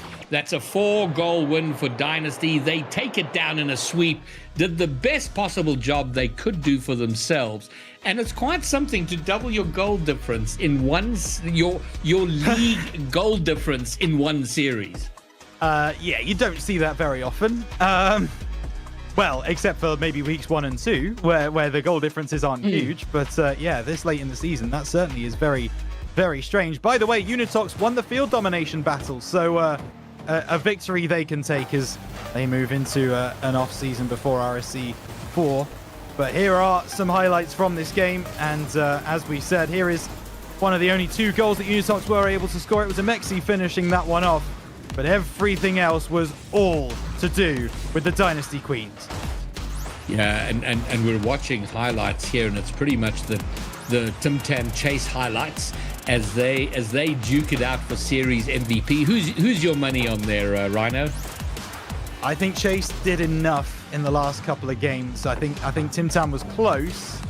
I think for my money, Chase has probably got more points across the entire 4 games. But I tell you what, it is going to be very, very tight between them. Yeah, I think you might be right. And Tim Tam a little quiet, especially in that last game. Certainly far quieter than he was there. And there we see another Chase goal out on Deadeye Canyon, and then finishing things up on Wasteland. There we go. Chase scoring 4 goals in this game, and what a game that was for him. Here he comes for his second. And yeah, it was a scoring parade. Here's one of the goals, or the other goal from UnitOx, and then this finish from Chase is just gorgeous once again. The turn and the awareness of where to put that ball is so impressive. And yeah, I think Dynasty Queens got the job done is how I would refer to that result. They absolutely showed up. They did what needed to be done. It was a professional job, and they're walking out here with a huge goal difference and a real chance at improving their standing in the table. And yeah, and it could have been very awkward for them. I mean, we made the point at the start that UnitOx are out there having a good time, and with really nothing to lose. Everything to lose was on the side of Dynasty Queens, and they knuckled down and did the job. They didn't let it get away from them. There was a short period of time in Game 4 where they were looking awkward, and where we weren't sure if they were going to pull it off, or where they might sort of crumble there, but got back on it. Chase got on the case, as chat has been saying all night, and made sure put that Game 4 on lockdown. One specific person, shout out Popcorn, of course, but no, I thought Chase was excellent, and I thought all of the Dynasty Queens team showed up. Actually, Sfaulcon coming in Game 3 as well. I thought he played well. I thought Rabbit played well. Who I believe we might have a word with in a moment. So, yeah, Dynasty Queens needed that momentum boost going into play-ins next week. They couldn't have asked for more. All right, well, let's speak to the Rabbit. The Rabbit is going to come in and give us an accounting of Queens' season and their outlook for play-ins and playoffs. A clever Rabbit. Well, welcome in to the booth. You must be very satisfied with that result. Oh, extremely satisfied. Yeah, what can I say? We played some really good stuff, really fundamental stuff that we just stuck to, and didn't let it go to our heads when we were on top. We just stayed there and did our job. And you and Falcon sort of playing support roles. I mean, doing very, very important work. But my goodness, Chase and Tim Tam, both of them popping off tonight, both of them having a fantastic series. Oh yeah, no, they were exceptional tonight. Like the chemistry and the synergy they just had was phenomenal. In the scrims as well beforehand, they were just linking up and doing some crazy plays. It makes my job so much easier in Sfaulcon too. We can just go under the radar and get a demo here or there, make sure everyone's got boost, and they'll do the rest, And they dismantled UnitOx. Wow. And then also having you're on the management side of Dynasty as well. So this 4-0 result also does your pursuit of DSQ at the top of the franchise standing the world of good. Oh yes, definitely. Like, well, I mean, if you can say that, we were just trying to make sure we were getting into play-ins. This pretty much makes sure that we're there, so we're happy with that. DSQ, that team is dangerous, very dangerous. They played really well against us. That was our only loss in league play. So I'm looking forward to it. Going to study the replays, and that's going to be my favorite game if we manage to play them. So that would be your preference in play-ins? Oh, definitely. Like I think that is probably our bogey team, and we wanna abolish those the jitters. Oh, good man. Well, it was wonderful to see. Wonderful performance from everybody, in particular Tim Tam and Chase. Well done to them. Well done to you, Rabbit, and to Falcon for the job you guys have done. And we will see you next Wednesday for playoffs. First for play-ins, so you got a best of 5 to get through, and if you do get through that, then into the best of 7s. I asked earlier, Chaos, the difference between the four game series and a best of 7. Is there a different mental approach to the longer series? I wouldn't say there's a different mental approach, but you need to manage your stamina a bit better, definitely. Especially if you're playing the play-ins to get into the playoffs, then it can be a long day, and if you just run out of steam, it's not always nice. So yeah, there is that side to it for sure. All right, well, a clever Rabbit. Congratulations, great performance. We will see you next week. Good luck in the play-ins, and who knows, maybe we will be chatting to you again. Awesome. Thank you so much for having me, everyone. No worries. Peace out, Rabbit. Cheers. And there we have it, ladies. We have evidence of one. So, lady and gentlemen, that will bring us to the end. Our last league play stream for RSC and SSA for season 3 has come to an end. And it's been a wonderful 9 weeks of league play. We have 4 playoff streams to bring you Monday night, Tuesday night, Wednesday night, and Thursday night. Starting with prospects on Monday, ending with Masters on Thursday. We will bring you all of that action, and now is probably a good time to once again say thank you very much to our sponsors, Nexa, who's giving us the prize pool, which we're finally going to be able to distribute in about a week's time once we know who all the winners are. And of course, our broadcast sponsor, who is Genisus Extreme, they have put in the yards this season for us to make sure that we bring high quality broadcasts to our to the entire community. So thank you very much. And don't forget, we're closing off orders for the RSC Season 3 t-shirt next week.